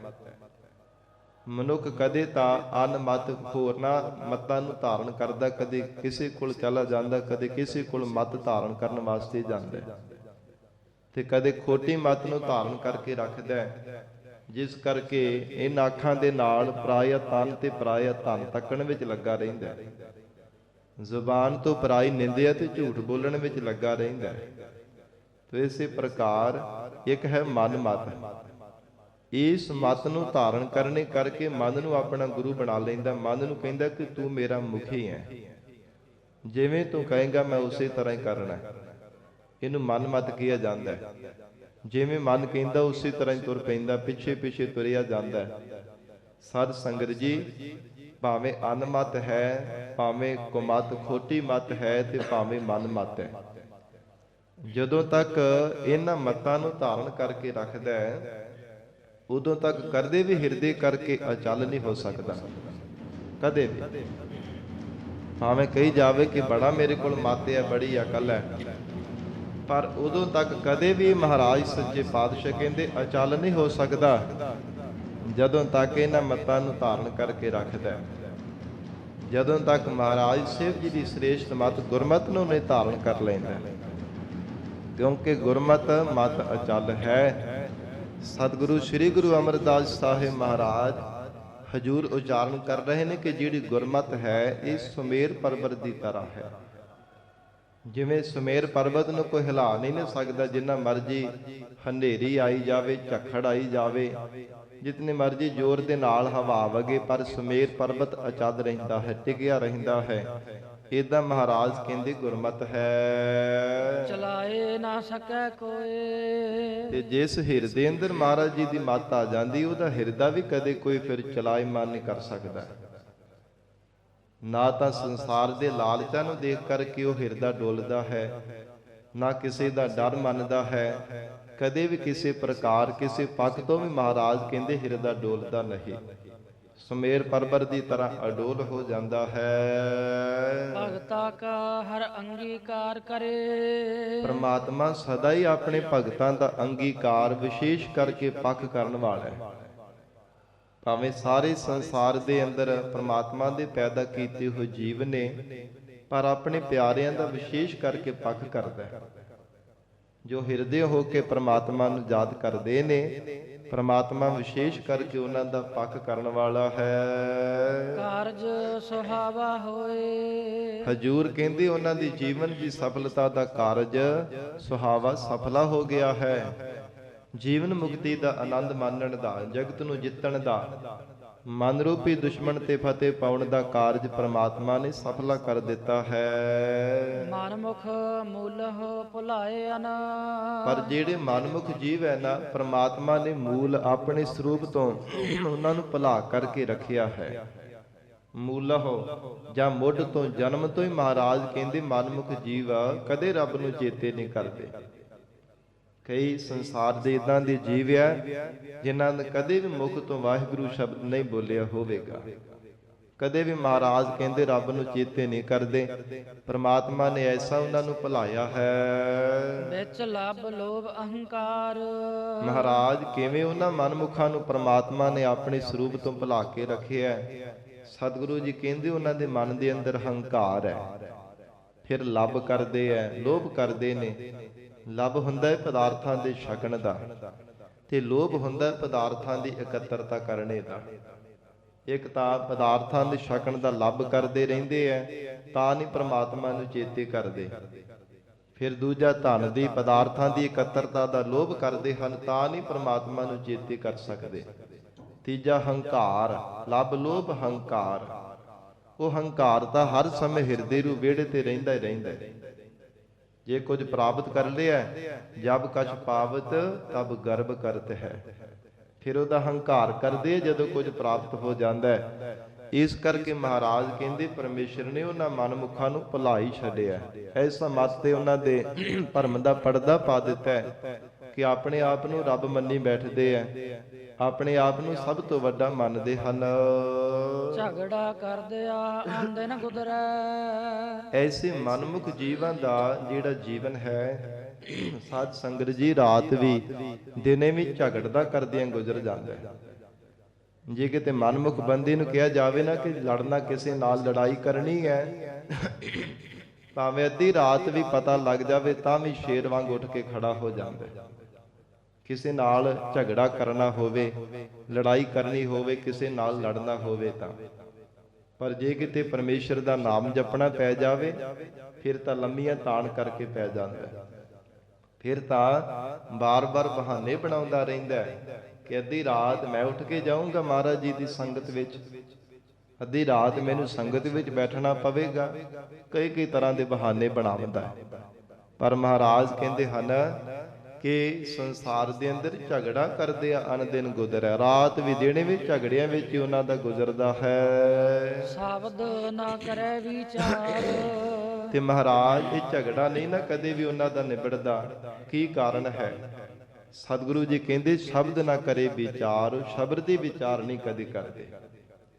ਮਹਾਰਾਜ ਜੀ ਦੀ ਸ਼ਬਦ ਦੀ ਵਿਚਾਰ ਕਰਨਾ, ਉਹਨਾਂ ਦੇ ਮਨ ਦੇ ਵਿੱਚੋਂ ਈਰਖਾ ਖਤਮ ਹੋ ਜਾਵੇ। ਜੇ ਸ਼ਬਦ ਦੀ ਵਿਚਾਰ ਨਹੀਂ ਕਰਦੀ ਤਾਂ ਹੀ ਹਰ ਇੱਕ ਦੇ ਨਾਲ ਈਰਖਾ ਕਰਦੇ ਐ। ਈਰਖਾ ਵਸ ਹੋ ਕਰਕੇ ਬਾਰ-ਬਾਰ ਝਗੜਾ ਕਰਦੇ ਰਹਿੰਦੇ ਹਨ। ਕਦੇ ਕਿਸੇ ਗੱਲ ਪੈ ਗਏ, ਕਦੇ ਕਿਸੇ ਗੱਲ ਕਿ ਮੇਰੇ ਨਾਲੋਂ ਵੱਧ ਕਰਕੇ ਇਹਦੀ ਕਿਵੇਂ ਗੁੱਡੀ ਚੜੀ ਹੋਈ ਹੈ, ਇਹਦੀ ਬੜੀ ਵਾਹਵਾ ਹੋ ਰਹੀ ਹੈ।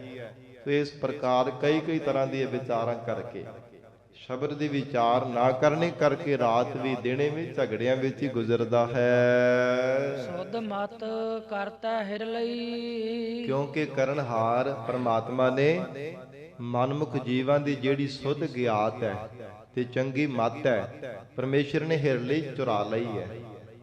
ਜਿਵੇਂ ਕਿਸੇ ਦੀ ਕੋਈ ਕਿਹਾ ਜਾਂਦਾ ਕਿ ਸਿਆਣਪ ਚੁਰਾ ਲਈ, ਕੋਈ ਵਸਤੂ ਕਿਸੇ ਦੀ ਚੁਰਾ ਲਵੇ ਤੇ ਉਹਦੇ ਪਾਸ ਨਹੀਂ ਹੁੰਦੀ। ਇਵੇਂ ਪ੍ਰਮਾਤਮਾ ਨੇ ਸੁੱਧ ਅਕਲ ਤੇ ਚੰਗੀ ਮੱਤ ਪ੍ਰਮਾਤਮਾ ਨੇ ਚੁਰਾ ਲਈ ਹੈ, ਉਹਨਾਂ ਮਨਮੁਖਾਂ ਤੋਂ ਖੋਹ ਲਈ ਹੈ। ਬੋਲਣਾ ਸਭ ਵਿਕਾਰ। ਇਸ ਕਰਕੇ ਜੋ ਵੀ ਕੁਝ ਆਪਣੇ ਮੁਖ ਤੋਂ ਬੋਲਦੇ ਆ ਨਾ, ਵਿਕਾਰ ਭਰਿਆ ਹੀ ਬੋਲਦੇ ਹਨ, ਵਿਕਾਰਾਂ ਭਰੀਆਂ ਗੱਲਾਂ ਕਰਦੇ ਰਹਿੰਦੇ ਆ ਹਰ ਸਮੇਂ। ਕੋਈ ਵੀ ਪ੍ਰਮਾਤਮਾ ਦੀ ਸਿਫਤ ਦੀ ਗੱਲ ਨਹੀਂ, ਕੋਈ ਅਕਾਲ ਪੁਰਖ ਵਾਹਿਗੁਰੂ ਜੀ ਦੇ ਜਸ ਦਾ ਬਚਨ ਨਹੀਂ।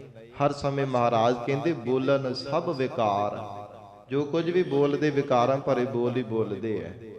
ਕਦੇ ਲੜਾਈ ਝਗੜਿਆਂ ਦੇ, ਕਦੇ ਸਰੀਰ ਦੇ ਸੰਸਾਰ ਦੇ ਬੰਧਨਾਂ ਦੇ, ਕਦੇ ਹੰਕਾਰ ਦੇ, ਕਦੇ ਲੋਭ ਦੇ, ਕਦੇ ਕ੍ਰੋਧ ਦੇ। ਤੋ ਇਸ ਪ੍ਰਕਾਰ ਮਹਾਰਾਜ ਸੱਚੇ ਪਾਤਸ਼ਾਹ ਕਹਿੰਦੇ ਹਰ ਸਮੇਂ ਬੋਲਣ ਸਭ ਵਿਕਾਰ। ਵਿਕਾਰਾਂ ਭਰੇ ਬੋਲ ਹੀ ਬੋਲਦੇ ਰਹਿੰਦੇ ਆ, ਕਿਉਂਕਿ ਪ੍ਰਮਾਤਮਾ ਨੇ ਉਹਨਾਂ ਦੀ ਸੁੱਧ ਮਤ ਜਿਹੜੀ ਹੈ ਨਾ ਚੁਰਾ ਲਈ ਹੈ। ਮਰਦੇ ਭਰਮ ਦਾ ਪਰਦਾ ਪਾ ਦਿੱਤਾ, ਉਹਨਾਂ ਨੂੰ ਅਕਲ ਤੋਂ ਹੀਣੇ ਬਣਾ ਦਿੱਤਾ ਹੈ। ਦਿੱਤਾ ਕਿਤੈ ਨਾ ਸੰਤੋਖੀਆਂ। ਐਸੇ ਮਨਮੁਖ ਜੀਵਾਂ ਨੂੰ ਜਿਤਨੇ ਮਰਜੀ ਧਨ ਪਦਾਰਥ ਦਿੱਤੇ ਜਾਣ, ਨਾ ਸੰਤੋਖੀਆਂ, ਕਦੇ ਵੀ ਉਹਨਾਂ ਦਾ ਹਿਰਦਾ ਸੰਤੋਖ ਦਾ ਨਹੀਂ ਹੈ, ਰੱਜਦਾ ਨਹੀਂ ਹੈ। ਕਦੇ ਵੀ ਉਹਨਾਂ ਦਾ ਮਨ ਮਹਾਰਾਜ ਕਹਿੰਦੇ ਰੱਜਦਾ ਨਹੀਂ। ਅੰਤਰ ਤ੍ਰਿਸ਼ਨਾ ਬਹੁਤ ਅਗਿਆਨ ਅੰਧਾਰ। ਕਿਉਂਕਿ ਉਹਨਾਂ ਦੇ ਅੰਦਰ ਇੱਕ ਤਾਂ ਅਗਿਆਨਤਾ ਦੀ ਗਾਫਲਤਾ ਹੈ, ਬਹੁਤ ਜ਼ਿਆਦਾ ਪਦਾਰਥਾਂ ਦੀ, ਸੰਸਾਰ ਦੀ ਸੁੱਖਾਂ ਨੂੰ ਮਾਨਣ ਦੀ ਤ੍ਰਿਸ਼ਨਾ ਹੈ। ਅੰਤਰ ਤ੍ਰਿਸ਼ਨਾ ਬਹੁਤ ਅਗਿਆਨ ਅੰਧਾਰ।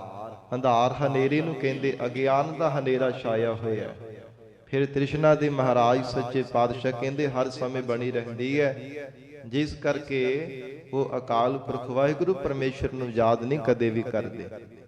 ਜੇ ਬਹੁਤੇ ਧਨ ਪਦਾਰਥ ਵੀ ਮਿਲ ਜਾਣ ਤਾਂ ਵੀ ਉਹਨਾਂ ਦਾ ਮਨ ਕਦੇ ਸੰਤੋਖੀ ਨਹੀਂ ਹੁੰਦਾ, ਕਦੇ ਰੱਜਦਾ ਨਹੀਂ ਹੈ। ਨਾਨਕ ਮਨ ਮੁਖਾ ਨਾਲ ਹੋ ਟੁੱਟਿਆ ਭਲੀ। ਤੋ ਹਜੂਰ ਕਹਿੰਦੇ ਹਨ, ਇਹ ਗੁਰਸਿੱਖੋ, ਐਸੇ ਮਨਮੁਖਾਂ ਦੇ ਨਾਲੋਂ ਪ੍ਰੀਤ ਟੁੱਟੀ ਜਿਹੜੀ ਭਲੀ ਹੈ।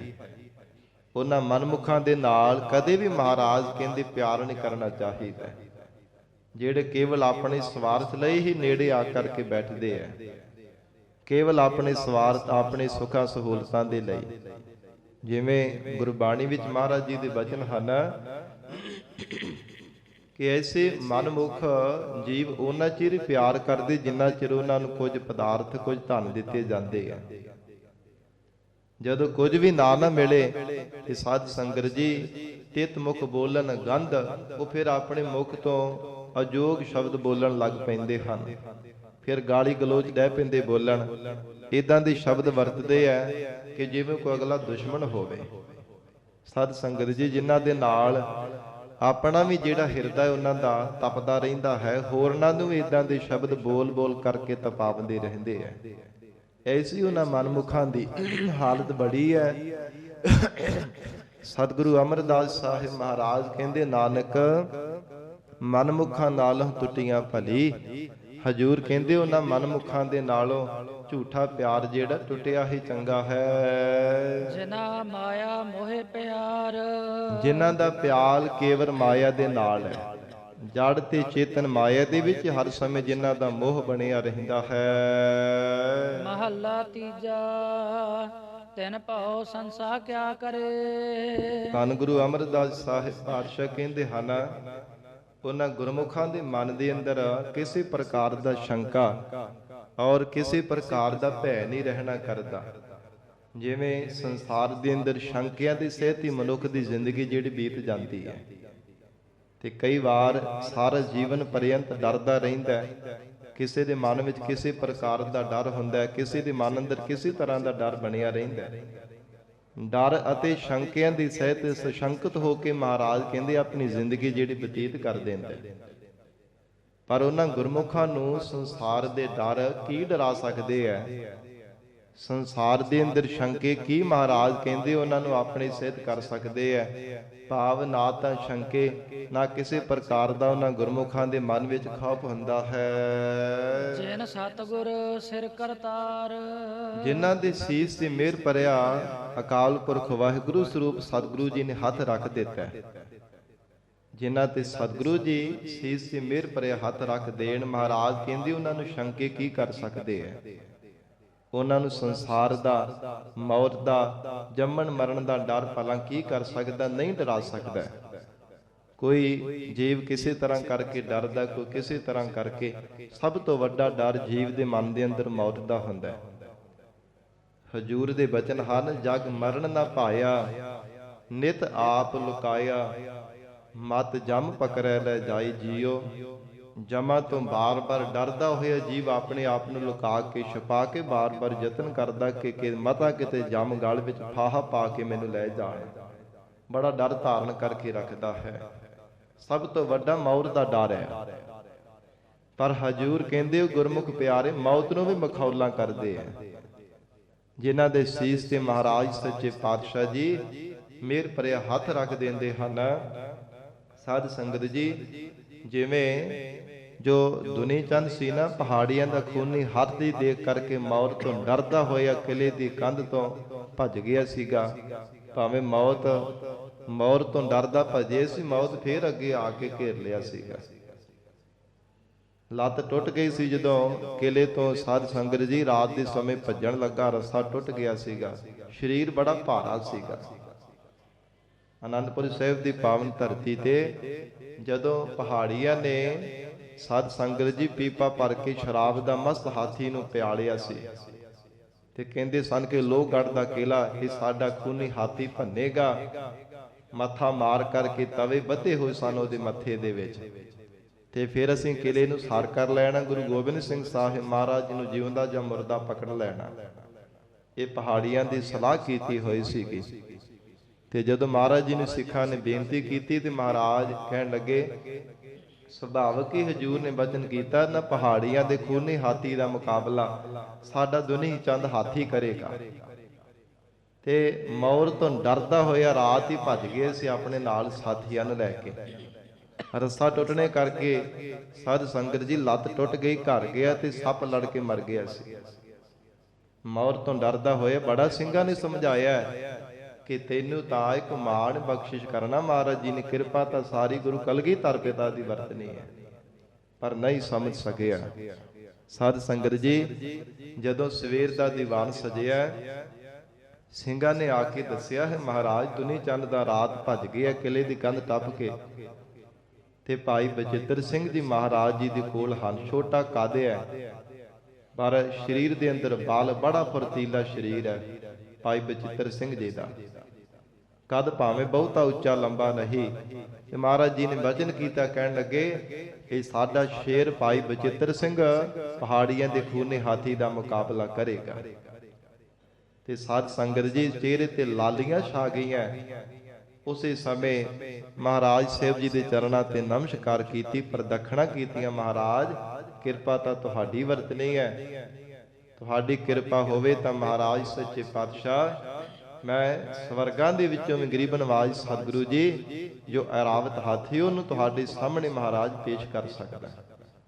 ਗਰੀਬ ਨਵਾਜ ਤੁਹਾਡੀ ਕਿਰਪਾ ਹੋਵੇ ਤਾਂ ਇਹ ਤਾਂ ਨਿੱਕਾ ਜਿਹਾ ਪਹਾੜੀਆਂ ਦਾ ਹਾਥੀ ਭਲਾ ਕੀ ਹੋਇਆ, ਪਰ ਤੁਹਾਡੀ ਕਿਰਪਾ ਦੀ ਲੋੜ ਹੈ।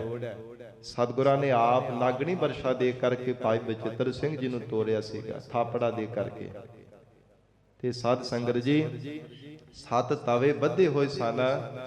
ਐਸਾ ਬਲ ਲਾ ਕਰਕੇ ਘੋੜੇ ਦੀਆਂ ਰਕਾਬਾਂ ਦੇ ਪੱਬਾਂ ਭਾਰ ਹੋ ਕਰਕੇ ਬਲ ਲਾ ਕੇ ਵਾਰ ਕੀਤਾ ਸੀ ਭਾਈ ਬਚਿੱਤਰ ਸਿੰਘ ਜੀ ਨੇ। ਤਵੇ ਪਾੜ ਕਰਕੇ ਜਿਵੇਂ ਮਧਾਣੀ ਫੇਰੀਦੀ ਹੈ ਨਾ, ਰਿੜਕੀ ਦੀ, ਇਦਾਂ ਸਾਧ ਸੰਗਤ ਜੀ ਮੱਥੇ ਦੇ ਵਿੱਚ ਨਾਗਣੀ ਵਰਸ਼ਾ ਪਸਾ ਦਿੱਤਾ ਸੀਗਾ।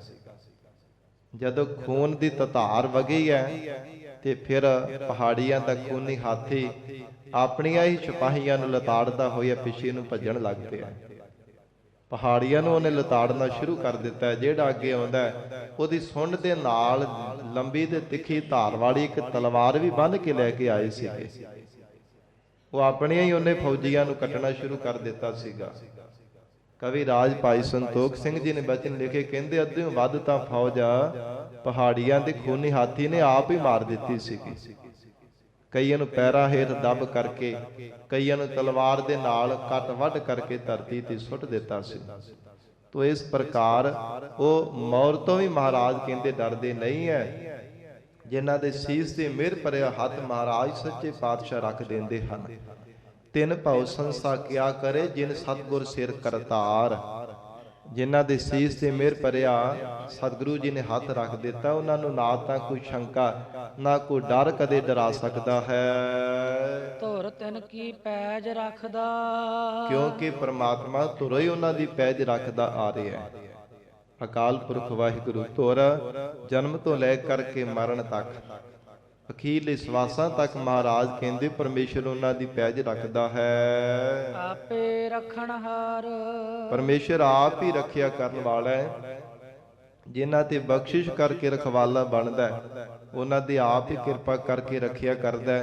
ਔਗਣਾ ਤੋਂ, ਮਾੜੀ ਸੰਗਤ ਤੋਂ, ਸੰਸਾਰ ਦੇ ਪਾਪ ਕਰਮਾਂ ਤੋਂ ਵੀ ਪਰਮੇਸ਼ਰ ਕਿਰਪਾ ਕਰਕੇ ਬਚਾ ਲੈਂਦਾ ਹੈ। ਮਿਲ ਪ੍ਰੀਤਮ ਸੁਖ ਪਾਇਆ, ਜੋ ਗੁਰਮੁਖ ਪਿਆਰੇ ਸਤਿਗੁਰੂ ਜੀ ਦੇ ਨਾਲ ਮਿਲੇ ਹੈ ਉਹਨਾਂ ਨੇ ਆਤਮਿਕ ਸੁਖ ਪਾਇਆ। ਅਕਾਲ ਪੁਰਖ ਵਾਹਿਗੁਰੂ ਜੀ ਦੇ ਸਰੂਪ ਦੀ ਪ੍ਰਾਪਤੀ ਕਰਨੇ ਕਰਕੇ ਗੁਰਮੁਖਾਂ ਨੇ ਆਤਮਿਕ ਸੁਖ ਪਾਇਆ ਹੈ। ਸੱਚਾ ਸ਼ਬਦ ਵਿਚਾਰ, ਸੱਚੇ ਸ਼ਬਦ ਦੀ ਵਿਚਾਰ ਕਰ ਕਰਕੇ, ਕਿਉਂਕਿ ਜਦੋਂ ਤੱਕ ਸ਼ਬਦ ਦੀ ਵਿਚਾਰ ਨਹੀਂ ਨਾ ਕਰਦਾ ਉਦੋਂ ਤੱਕ ਸਾਧ ਸੰਗਤ ਜੀ ਆਪਣੇ ਅੰਦਰ ਦੀਆਂ ਵਿਚਾਰਾਂ ਨੂੰ ਮਾਰ ਨਹੀਂ ਸਕਦਾ। ਤੇ ਜਦੋਂ ਤੱਕ ਆਪਣੇ ਮਨ ਦੀਆਂ ਵਿਚਾਰਾਂ ਨਹੀਂ ਮਰਦੀਆਂ, ਉਦੋਂ ਤੱਕ ਬਾਰ-ਬਾਰ ਟੇਢੀਆਂ ਜੂਨਾਂ ਦੇ ਵਿੱਚ ਜਨਮ ਧਾਰਨ ਕਰਦਾ ਰਹਿੰਦਾ ਹੈ। ਵਿਚਾਰ ਮਾਰੈ ਤਰੈ ਤਾਰੈ ਉਲਟ ਜੋਨ ਨਾ ਪਾਵੇ। ਜੇ ਆਪਣੀਆਂ ਵਿਚਾਰਾਂ ਨੂੰ ਮਾਰ ਲੈਂਦਾ, ਗੁਰਮਤਿ ਦੀ ਵਿਚਾਰ ਧਾਰਾ ਜੀਵਨ ਵਿੱਚ ਗ੍ਰਹਿਣ ਕਰ ਲੈਂਦਾ, ਤਾਂ ਫਿਰ ਹਜ਼ੂਰ ਕਹਿੰਦੇ ਟੇਢੀਆਂ ਜੂਨਾਂ ਵਿੱਚ ਨਹੀਂ ਜਾਣਾ ਪੈਂਦਾ। ਮਿਲ ਪ੍ਰੀਤਮ ਸੁਖ ਪਾਇਆ ਸੱਚਾ ਸ਼ਬਦ ਵਿਚਾਰ। ਜਿਨ੍ਹਾਂ ਨੇ ਸ਼ਬਦ ਦੀ ਵਿਚਾਰ ਕੀਤੀ ਹੈ ਤਿਨਾਂ ਨੇ ਆਤਮਿਕ ਸੁਖ ਪਾਇਆ ਹੈ ਪਰਮੇਸ਼ਰ ਨੂੰ ਪਾ ਕੇ। ਨਾਨਕ ਸੁਖ ਦਾਤਾ ਸੇਵਿਆ। ਗਰੀਬ ਨਵਾਜ ਧੰਨ ਗੁਰੂ ਅਮਰਦਾਸ ਸਾਹਿਬ ਪਾਤਸ਼ਾਹ ਉਚਾਰਨ ਕਰ ਰਹੇ ਨੇ, ਜਿਨ੍ਹਾਂ ਨੇ ਸੁਖਾਂ ਦੇ ਦਾਤੇ ਮਹਾਰਾਜ ਸਾਹਿਬ ਜੀ ਦੇ ਚਰਨਾਂ ਦੀ ਸੇਵਾ ਕੀਤੀ ਹੈ। ਆਪੇ ਪਰਖਣਹਾਰ। ਪਰਮੇਸ਼ਰ ਆਪ ਹੀ ਪਰਖ ਕਰਨ ਵਾਲਾ ਕਿ ਕਿੱਦਾਂ ਦੀ ਭਾਵਨਾ ਦੇ ਨਾਲ ਸਿੱਖ ਸੇਵਾ ਕਰਦਾ ਹੈ। ਸਤਿਗੁਰੂ ਜੀ ਕਸਵੱਟੀ ਵੀ ਲਾ ਦਿੰਦੇ ਆ। ਜਿਵੇਂ ਭਾਈ ਮੰਝ ਜੀ ਨੂੰ ਕਸਵੱਟੀ ਲਾਈ ਸੀ ਨਾ, ਬੜੀ ਭਾਰੀ ਬੜੀ ਡਾਢੀ ਕਸਵੱਟੀ ਲੱਗੀ ਹੈ ਭਾਈ ਮੰਝ ਜੀ ਨੂੰ। ਸਾਧ ਸੰਗਤ ਜੀ, ਸਾਰਾ ਕੁਝ ਘਰ ਦੇ ਵਿੱਚ ਜਿੰਨੇ ਵੀ ਸੁੱਖ ਸਾਰੇ ਅਭਾਵ ਹੋ ਗਏ, ਸਾਰਾ ਘਰ ਹੀ ਜਿਵੇਂ ਬਰਬਾਦ ਹੋ ਗਿਆ ਹੋਵੇ, ਲੋਕਾਂ ਦੇ ਗੁਲਾਮ ਬਣਾ ਦਿੱਤਾ ਹੈ। ਤੇ ਮਹਾਰਾਜ ਸਤਿਗੁਰੂ ਜੀ ਨੇ ਐਸੀ ਪਰਖ ਕੀਤੀ ਹੈ, ਪਰ ਹਰ ਕਸਵੱਟੀ ਤੇ ਪੂਰੇ ਉਤਰੇ ਹਨ ਭਾਈ ਮੰਝ ਜੀ। ਜਦੋਂ ਗਰੀਬ ਨਵਾਜ ਮਹਾਰਾਜ ਸੱਚੇ ਪਾਤਸ਼ਾਹ ਦੇ ਘਰ ਆਏ ਐ, ਲੱਕੜਾਂ ਲੈਣ ਗਏ ਨੇ ਜੰਗਲ ਦੇ ਵਿੱਚ, ਖੂਹ ਦੇ ਵਿੱਚ ਡਿੱਗੇ ਸਨ। ਜਦੋਂ ਮਹਾਰਾਜ ਸਤਿਗੁਰੂ ਜੀ ਨੇ ਸਿੱਖਾਂ ਨੂੰ ਹੁਕਮ ਕੀਤਾ ਕਿ ਰਸਾ ਲੈ ਕੇ ਆਵੋ, ਆਪ ਨੰਗੇ ਚਰਣੀ ਮਹਾਰਾਜ ਸਾਹਿਬ ਜੀ ਗਏ ਹਨ। ਭਾਈ ਮੰਝ ਜੀ ਨੂੰ ਬਾਹਰ ਕੱਢਣ ਲੱਗੇ ਤੇ ਭਾਈ ਮੰਝ ਜੀ ਕਹਿੰਦੇ, ਮਹਾਰਾਜ ਪਹਿਲਾਂ ਲੱਕੜਾਂ ਬਾਹਰ ਕੱਢੋ, ਮੈਨੂੰ ਬਾਅਦ ਵਿੱਚ ਬਾਹਰ ਕੱਢਣਾ। ਮਹਾਰਾਜ ਇਹ ਲੰਗਰ ਦੇ ਵਿੱਚ ਲੱਕੜਾਂ ਦੀ ਲੋੜ ਹੈ, ਪ੍ਰਸ਼ਾਦਾ ਤਿਆਰ ਕਰਨਾ ਹੈ, ਸੰਗਤ ਨੇ ਛਕਣਾ ਹੈ, ਸਾਨੂੰ ਬਾਅਦ ਵਿੱਚ ਬਾਹਰ ਕੱਢ ਦੇਣਾ। ਮਹਾਰਾਜ ਜੀ ਨੇ ਬਚਨ ਕੀਤਾ, ਬਾਹਰ ਆਏ ਹੈ ਤੇ ਸਾਧ ਸੰਗਤ ਜੀ ਘੁੱਟ ਕੇ ਛਾਤੀ ਦੇ ਨਾਲ ਲਾਇਆ। ਇਹ ਵਰਦਾਨ ਦਿੱਤਾ, ਕਹਿਣ ਲੱਗੇ, ਮੰਝ ਪਿਆਰਾ ਗੁਰੂ ਕੋ ਗੁਰ ਮੰਝ ਪਿਆਰਾ, ਮੰਝ ਗੁਰੂ ਕਾ ਬੋਹਿ ਥਾ ਜਗ ਲੰਘਣ ਹਾਰਾ। ਗਰੀਬ ਨਵਾਜ ਸਤਿਗੁਰੂ ਜੀ ਨੇ ਵਰਦਾਨ ਦਿੱਤਾ ਤੇ ਕਹਿੰਦੇ, ਭਾਈ ਮੰਝ ਤੇਰੀ ਸੇਵਾ ਤੋਂ ਅਸੀਂ ਤਰੁੱਠੇ ਹਾਂ, ਵਰ ਮੰਗ ਲੈ ਜੋ ਵੀ ਮੰਗਣਾ ਚਾਹੁੰਦਾ। ਹੱਥ ਜੋੜ ਕਰ ਇਹੋ ਬੇਨਤੀ ਕੀਤੀ, ਮਹਾਰਾਜ ਜਿਹੜੀ ਕਸਵੱਟੀ ਮੈਨੂੰ ਜੀਵਨ ਦੇ ਅੰਦਰ ਲਾਈ ਹੈ ਨਾ, ਹੋਰ ਕਿਸੇ ਸਿੱਖ ਨੂੰ ਨਾ ਲਾਇਓ। ਮਹਾਰਾਜ ਕੋਈ ਵਿਰਲਾ ਹੋਵੇ ਗਾਬਲ ਤੇ ਕੋਈ ਨਹੀਂ ਮਹਾਰਾਜ ਪੂਰਾ ਉਤਰਨਾ, ਜਿੰਨੀ ਡਾਢੀ ਕਸਵੱਟੀ ਆਪ ਨੇ ਮਹਾਰਾਜ ਮੈਨੂੰ ਜੀਵਨ ਦੇ ਅੰਦਰ ਲਗਾਈ ਹੈ, ਇਹ ਕਿਰਪਾ ਕਰਿਓ। ਇਹ ਵਰਦਾਨ ਮੰਗਿਆ ਸੀ ਭਾਈ ਮੰਝ ਜੀ ਨੇ। ਧੰਨ ਗੁਰੂ ਸ੍ਰੀ ਗੁਰੂ ਅਮਰਦਾਸ ਸਾਹਿਬ ਮਹਾਰਾਜ ਹਜੂਰ ਕਹਿੰਦੇ ਹਨ, ਨਾਨਕ ਸੁਖ ਦਾਤਾ ਸੇਵਿਆ ਆਪੇ ਪਰਖਣ ਹਾਰ। ਸਤਿਗੁਰੂ ਜੀ ਕਈ ਵਾਰ ਪਰਖ ਵੀ ਕਰਦੇ ਐ, ਇੱਕ ਨਹੀਂ ਪਤਾ ਨਹੀਂ ਕਿੰਨੀਆਂ ਕਿੰਨੀਆਂ ਪਰਖਾਂ ਕਰਦੇ ਐ ਕਿ ਸਿੱਖ ਦਾ ਕਿੰਨਾ ਕੁ ਪੱਕਾ ਸਿਦਕ ਹੈ, ਸਿਦਕ ਦੀ ਕਿੰਨੀ ਕੁ ਪਰਪੱਕਤਾ ਹੈ, ਕਿੰਨਾ ਕੁ ਸਾਡੇ ਤੇ ਭਰੋਸਾ ਹੈ, ਕਿੰਨਾ ਕੁ ਵਿਸ਼ਵਾਸ ਹੈ, ਕਿੰਨਾ ਕੁ ਮਹਾਰਾਜ ਸੱਚੇ ਪਾਤਸ਼ਾਹ ਦੇ ਚਰਨਾਂ ਦੇ ਭਾਵਨਾ ਹੈ। ਸਤਿਗੁਰੂ ਜੀ ਕਈ ਵਾਰ ਮਹਾਰਾਜ ਆਖਰੇ ਪਰਖ ਵੀ ਕਰਦੇ ਐ, ਜੇ ਭਾਵਨਾ ਦੇ ਨਾਲ ਸੇਵਾ ਕਰਦਾ ਹੈ। ਪੌੜੀ ਜੀ ਜੰਤ ਸਭ ਤੇਰਿਆ। ਪੌੜੀ ਅੰਦਰ ਧੰਨ ਗੁਰੂ ਰਾਮਦਾਸ ਸਾਹਿਬ ਪਾਤਸ਼ਾਹ ਉਪਦੇਸ਼ ਦਿੰਦੇ ਹਨ, ਐ ਪਰਮਾਤਮਾ ਜਿਤਨੇ ਵੀ ਜੀਵ ਜੰਤੂ ਛੋਟੇ ਵੱਡੇ ਆਕਾਰਾਂ ਦੇ ਜੀਵ ਹਨ, ਸਭ ਪਰਮੇਸ਼ਰ ਤੇਰੇ ਪੈਦਾ ਕੀਤੇ ਹਨ। ਤੂੰ ਸਭਨਾ ਰਾਸ। हे ਪਰਮਾਤਮਾ ਤੂੰ ਆਪ ਹੀ ਸਾਰਿਆਂ ਦੀ ਖਾਣ ਹੈ, ਸਾਰਿਆਂ ਦਾ ਪਰਮੇਸ਼ਰ ਖਜ਼ਾਨਾ ਰੂਪ ਹੈ, ਸਾਰਿਆਂ ਨੂੰ ਦਾਤਾਂ ਪ੍ਰਦਾਨ ਕਰਨ ਵਾਲਾ ਹੈ। ਜਿਸਨੋ ਤੂੰ ਦੇਹ ਤਿਸ ਸਭ ਕਿਛ ਮਿਲੈ। ਮਹਾਰਾਜ ਜਿਸ ਜੀਵ ਨੂੰ ਕੋਈ ਦਾਤ ਦੇਣੀ ਚਾਹੇ ਨਾ, ਜਾਂ ਹਿਰਦੇ ਅੰਦਰ ਨਾਮ ਦੀ ਦਾਤ ਬਖਸ਼ਿਸ਼ ਕਰ ਦੇਵੇ, ਉਹਨੂੰ ਸਾਰਾ ਕੁਝ ਹੀ ਮਿਲ ਜਾਂਦਾ ਹੈ। ਨਾਮ ਦੀ ਦਾਤ ਮਿਲਣੇ ਕਰਕੇ ਸਾਰੀਆਂ ਦਾਤਾਂ ਮਹਾਰਾਜ ਉਹਨਾਂ ਨੂੰ ਮਿਲ ਜਾਂਦੀਆਂ, ਜਿਨ੍ਹਾਂ ਤੇ ਆਪ ਜੀ ਕਿਰਪਾ ਕਰ ਦਿੰਦੇ ਹੋ। ਜਿਨ੍ਹਾਂ ਨੂੰ ਮਹਾਰਾਜ ਤਰੁੱਟ ਕਰਕੇ ਆਪ ਜੀ ਨੇ ਨਾਮ ਦੀ ਦਾਤ ਬਖਸ਼ੀ ਹੈ, ਜਿਸ ਨੂੰ ਤੂੰ ਦੇਹ ਤਿਸ ਸਭ ਕਿਛ ਮਿਲੈ, ਉਹਨਾਂ ਨੂੰ ਸਾਰੀਆਂ ਦਾਤਾਂ ਮਹਾਰਾਜ ਸੱਚੇ ਪਾਤਸ਼ਾਹ ਕਹਿੰਦੇ ਮਿਲ ਗਈਆਂ। ਕੋਈ ਵੀ ਦਾਤ ਉਹਨਾਂ ਦੀ ਪਿੱਛੇ ਨਹੀਂ ਰਹਿਣਾ ਕੀਤੀ। ਕੋਈ ਹੋਰ ਸ਼ਰੀਕ ਨਾਹੀ ਤੁਧ ਪਾਸ। ਕਿਉਂਕਿ ਤੁਹਾਡੇ ਪਾਸ ਹੋਰ ਕੋਈ ਸ਼ਰੀਕ ਨਹੀਂ ਹੈ ਜਿਹੜਾ ਸ਼ਰੀਕਪੁਣਾ ਕਰਨ ਵਾਲਾ ਹੋਵੇ। ਜੀਵ ਕਦੇ ਕਿਸੇ ਨਾਲ ਸ਼ਰੀਕਪੁਣਾ ਕਰਦਾ, ਕਦੇ ਕਿਸੇ ਦਾ ਸ਼ਰੀਕ ਬਣ ਜਾਂਦਾ ਹੈ, ਪਰ ਪਰਮਾਤਮਾ ਇਕੱਲਾ ਹੀ ਹੈ। ਉਹ ਆਪ ਹੀ ਪੈਦਾ ਕਰਦਾ, ਆਪ ਹੀ ਜੀਵਾਂ ਦੀ ਦੇਖ ਰੇਖ ਕਰਦਾ, ਪਰਵਰਿਸ਼ ਕਰਦਾ। ਆਪ ਹੀ ਪ੍ਰਮਾਤਮਾ ਆਪਣੇ ਨਾਲ ਹੀ ਸਲਾਹ ਕਰਦਾ, ਕਰਮਾਂ ਅਨੁਸਾਰ ਜੀਵਾਂ ਨੂੰ ਦਾਤਾਂ ਪ੍ਰਦਾਨ ਕਰਦਾ। ਕਿਉਂਕਿ ਪੁੱਛ ਨਾ ਸਾਜੇ, ਪੁੱਛ ਨਾ ਢਾਹੇ, ਪੁੱਛ ਨਾ ਲੇਵੈ ਦੇ। ਉਹ ਪ੍ਰਮਾਤਮਾ ਨਾ ਤਾਂ ਸ੍ਰਿਸ਼ਟੀ ਬਣਾਉਣ ਲੱਗਿਆ ਕਿਸੇ ਤੋਂ ਸਲਾਹ ਲੈਂਦਾ, ਨਾ ਜੀਵਾਂ ਦੀ ਪਰਵਰਿਸ਼ ਕਰਨ ਲੱਗਿਆ ਕਿਸੇ ਤੋਂ ਪੁੱਛਦਾ, ਨਾ ਜੀਵਾਂ ਨੂੰ ਢਾਉਣ ਲੱਗਿਆ ਮਹਾਂ ਪਰਲੋ ਕਰਕੇ ਸਾਰਿਆਂ ਨੂੰ ਆਪਣੇ ਵਿੱਚ ਸਮਾਉਣ ਲੱਗਿਆ ਵੀ ਮਹਾਰਾਜ ਕਹਿੰਦੇ ਕਿਸੇ ਦੀ ਸਲਾਹ ਨਹੀਂ ਲੈਂਦਾ, ਕਿਸੇ ਤੋਂ ਪੁੱਛਦਾ ਨਹੀਂ ਹੈ। ਉਹ ਪ੍ਰਮਾਤਮਾ ਆਪ ਹੀ ਆਪ ਹੈ, ਆਪੇ ਆਪ ਨਿਰੰਜਨ ਸੋਏ। ਐਸਾ ਪਰਮੇਸ਼ਰ ਦਾ ਸਰੂਪ ਹੈ। ਤੋ ਇਸ ਕਰਕੇ ਹਜੂਰ ਕਹਿੰਦੇ ਪ੍ਰਮਾਤਮਾ ਤੇਰੇ ਨਾਲ, ਤੇਰੇ ਲਾਗੇ ਕੋਈ ਸ਼ਰੀਕ ਨਹੀਂ ਹੈ ਜਿਹੜਾ ਕਿਸੇ ਨਾਲ ਸ਼ਰੀਕ ਪੁਣਾ ਕਰਕੇ ਕਿਸੇ ਨੂੰ ਵੱਧ ਘੱਟ ਦਾਤ ਦਿਵਾ ਦੇਵੇ। ਤੂੰ ਇੱਕੋ ਦਾਤਾ ਸਭ ਸਦਾ। हे ਪ੍ਰਮਾਤਮਾ ਤੂੰ ਆਪ ਹੀ ਇੱਕ ਸ਼੍ਰੋਮਣੀ ਦਾਤਾ ਹੈ ਜੋ ਸਾਰਿਆਂ ਜੀਵਾਂ ਦਾ ਦਾਤਾ ਹੈ, ਸਾਰੀ ਸ੍ਰਿਸ਼ਟੀ ਨੂੰ ਦਾਤਾ ਪ੍ਰਦਾਨ ਕਰਨ ਵਾਲਾ ਹੈ। ਹਰ ਪਹਿ ਅਰਦਾਸ। ਹਰੀ ਪਰਮੇਸ਼ਰ ਆਪ ਜੀ ਦੇ ਚਰਨਾਂ ਵਿੱਚ ਸਾਡੀ ਅਰਦਾਸ ਹੈ। ਜਿਸ ਦੀ ਤੁਧ ਭਾਵੈ ਤਿਸ ਦੀ ਤੂੰ ਮੰਨ ਲਹੈ। ਜੇ ਮਹਾਰਾਜ ਭਾਵੇਂ ਹਰ ਕੋਈ ਤੁਹਾਡੇ ਚਰਨਾਂ ਵਿੱਚ ਅਰਦਾਸ ਕਰਦਾ ਹੈ, ਪਰ ਮੰਨੀ ਕਿਸ ਜੀਵ ਦੀ ਜਾਂਦੀ ਹੈ? ਜਿਸ ਦੀ ਭਾਵਨਾ ਮਨ ਨੂੰ ਭਾ ਜਾਂਦੀ ਹੈ। ਸਤ ਸੰਗਤ ਜੀ ਉਸੇ ਦੀ ਕੀਤੀ ਹੋਈ ਅਰਦਾਸ ਕਬੂਲ ਹੁੰਦੀ ਹੈ ਜੇ ਦਿਲੋਂ ਹੋ ਕੇ ਪ੍ਰਮਾਤਮਾ ਦੇ ਚਰਨਾਂ ਵਿੱਚ ਦੁਆ ਕਰਦਾ। ਜੇ ਦਿਲੋਂ ਹੋ ਕੇ ਪ੍ਰਮਾਤਮਾ ਦੇ ਚਰਨਾਂ ਵਿੱਚ ਅਰਦਾਸ ਕਰਦਾ, ਜਿਸ ਦੀ ਤੁਧ ਭਾਵੈ ਤਿਸ ਦੀ ਤੂੰ ਮੰਨ ਲੈ ਹੈ। ਤੇ ਮਹਾਰਾਜ ਸਤਿਗੁਰੂ ਰਾਮਦਾਸ ਸਾਹਿਬ ਪਾਤਸ਼ਾਹ ਕਹਿੰਦੇ ਜਿਨ੍ਹਾਂ ਦੀ ਭਾਵਨਾ ਭਾ ਜਾਂਦੀ ਉਹਨਾਂ ਦੀ ਪ੍ਰਮਾਤਮਾ ਮੰਨ ਲੈਂਦਾ। ਕਿਉਂਕਿ ਸਾਚੇ ਸਾਹਿਬਾ ਕਿਆ ਨਾਹੀ ਘਰ ਤੇਰਾ, ਘਰ ਤਾਂ ਤੇਰਾ ਸਭ ਕਿਛ ਹੈ, ਜਿਸ ਦੇਹ ਸੋ ਪਾਵੇ। ਸਾਰੀਆਂ ਦਾਤਾਂ ਮਹਾਰਾਜ ਤੁਹਾਡੇ ਘਰ ਵਿੱਚ ਨੇ, ਪਰ ਦਾਤਾਂ ਉਹਨਾਂ ਨੂੰ ਦਿੰਦੇ ਹੋ ਜਿਨ੍ਹਾਂ ਦੀ ਭਾਵਨਾ ਤੁਹਾਨੂੰ ਭਾ ਜਾਂਦੀ ਹੈ। ਸੋ ਜਨ ਸਾਬਾਸ। ਮਹਾਰਾਜ ਕਹਿੰਦੇ ਹੋ ਵਾਹਿਗੁਰੂ ਆਪ ਦੀ ਪਿਆਰੇ ਜਾਨਾਂ ਨੂੰ, ਸਤਿਪੁਰਸ਼ਾਂ ਨੂੰ ਸ਼ਾਬਾਸ਼। ਧੰਨਤਾ ਦੇ ਜੋ ਕਹਿਣਾ ਚਾਹੀਦਾ ਉਹ ਧੰਨਤਾ ਦੇ ਯੋਗ ਹੋ ਜਾਂਦੇ ਆ, ਜਗਤ ਦੇ ਪੂਜਣ ਯੋਗ ਹੋ ਜਾਂਦੇ। ਪ੍ਰਮਾਤਮਾ ਤਰੁੱਟ ਕਰਕੇ ਜਿਨ੍ਹਾਂ ਦੀ ਅਰਦਾਸ ਸੁਣ ਲੈਂਦਾ ਹੈ। ਸਭ ਤੇਰਾ ਚੋਜ ਵਰਤਦਾ। हे ਪਰਮੇਸ਼ਰ ਸਾਰੀਆਂ ਥਾਵਾਂ ਦੇ ਤੁਹਾਡਾ ਹੀ ਚੋਜ ਵਰਤ ਰਿਹਾ ਹੈ। ਸਾਰੇ ਕੌਤਕ ਪਰਮੇਸ਼ਰ ਆਪ ਜੀ ਦੇ ਹੀ ਵਰਤ ਰਹੇ ਹਨ। ਦੁੱਖ ਸੁੱਖ ਤੁਧ ਪਾਸ। ਮਹਾਰਾਜ ਭਾਵੇਂ ਦੁੱਖ ਹੈ ਭਾਵੇਂ ਸੁੱਖ ਹਨ, ਸਾਰੇ ਤੁਹਾਡੇ ਪਾਸ ਹੀ ਹੈ। ਕਿਉਂਕਿ ਜੀਵਨ ਦੇ ਅੰਦਰ ਦੁੱਖ ਸੁੱਖ ਲਗਾਏ ਪਰਮੇਸ਼ਰ ਦੇ, ਪ੍ਰਮਾਤਮਾ ਦੇ ਲਗਾਏ ਹੋਏ ਹੈ। ਜ਼ਿੰਦਗੀ ਅੰਦਰ ਕੋਈ ਤਨ ਕਰਕੇ ਸੁਖੀ ਹੈ, ਕੋਈ ਮਨ ਕਰਕੇ, ਤੇ ਕੋਈ ਮਨ ਕਰਕੇ ਦੁਖੀ, ਕੋਈ ਤਨ ਕਰਕੇ ਦੁਖੀ ਹੈ। ਮਹਾਰਾਜ ਜੀ ਨੇ ਗੁਰਬਾਣੀ ਵਿੱਚ ਬਚਨ ਕੀਤਾ, ਕੱਪੜਿਆਂ ਦੀ ਤਰ੍ਹਾਂ ਜ਼ਿੰਦਗੀ ਵਿੱਚ ਪ੍ਰਮਾਤਮਾ ਨੇ ਸੁੱਖ ਤੇ ਦੁੱਖ ਲਗਾਏ ਹੈ। ਸੁੱਖ ਦੁੱਖ ਦੋਏ ਦਰ ਕੱਪੜੇ ਪਹਿ ਰਹੇ ਜਾਹੇ ਮਨੁੱਖਾ।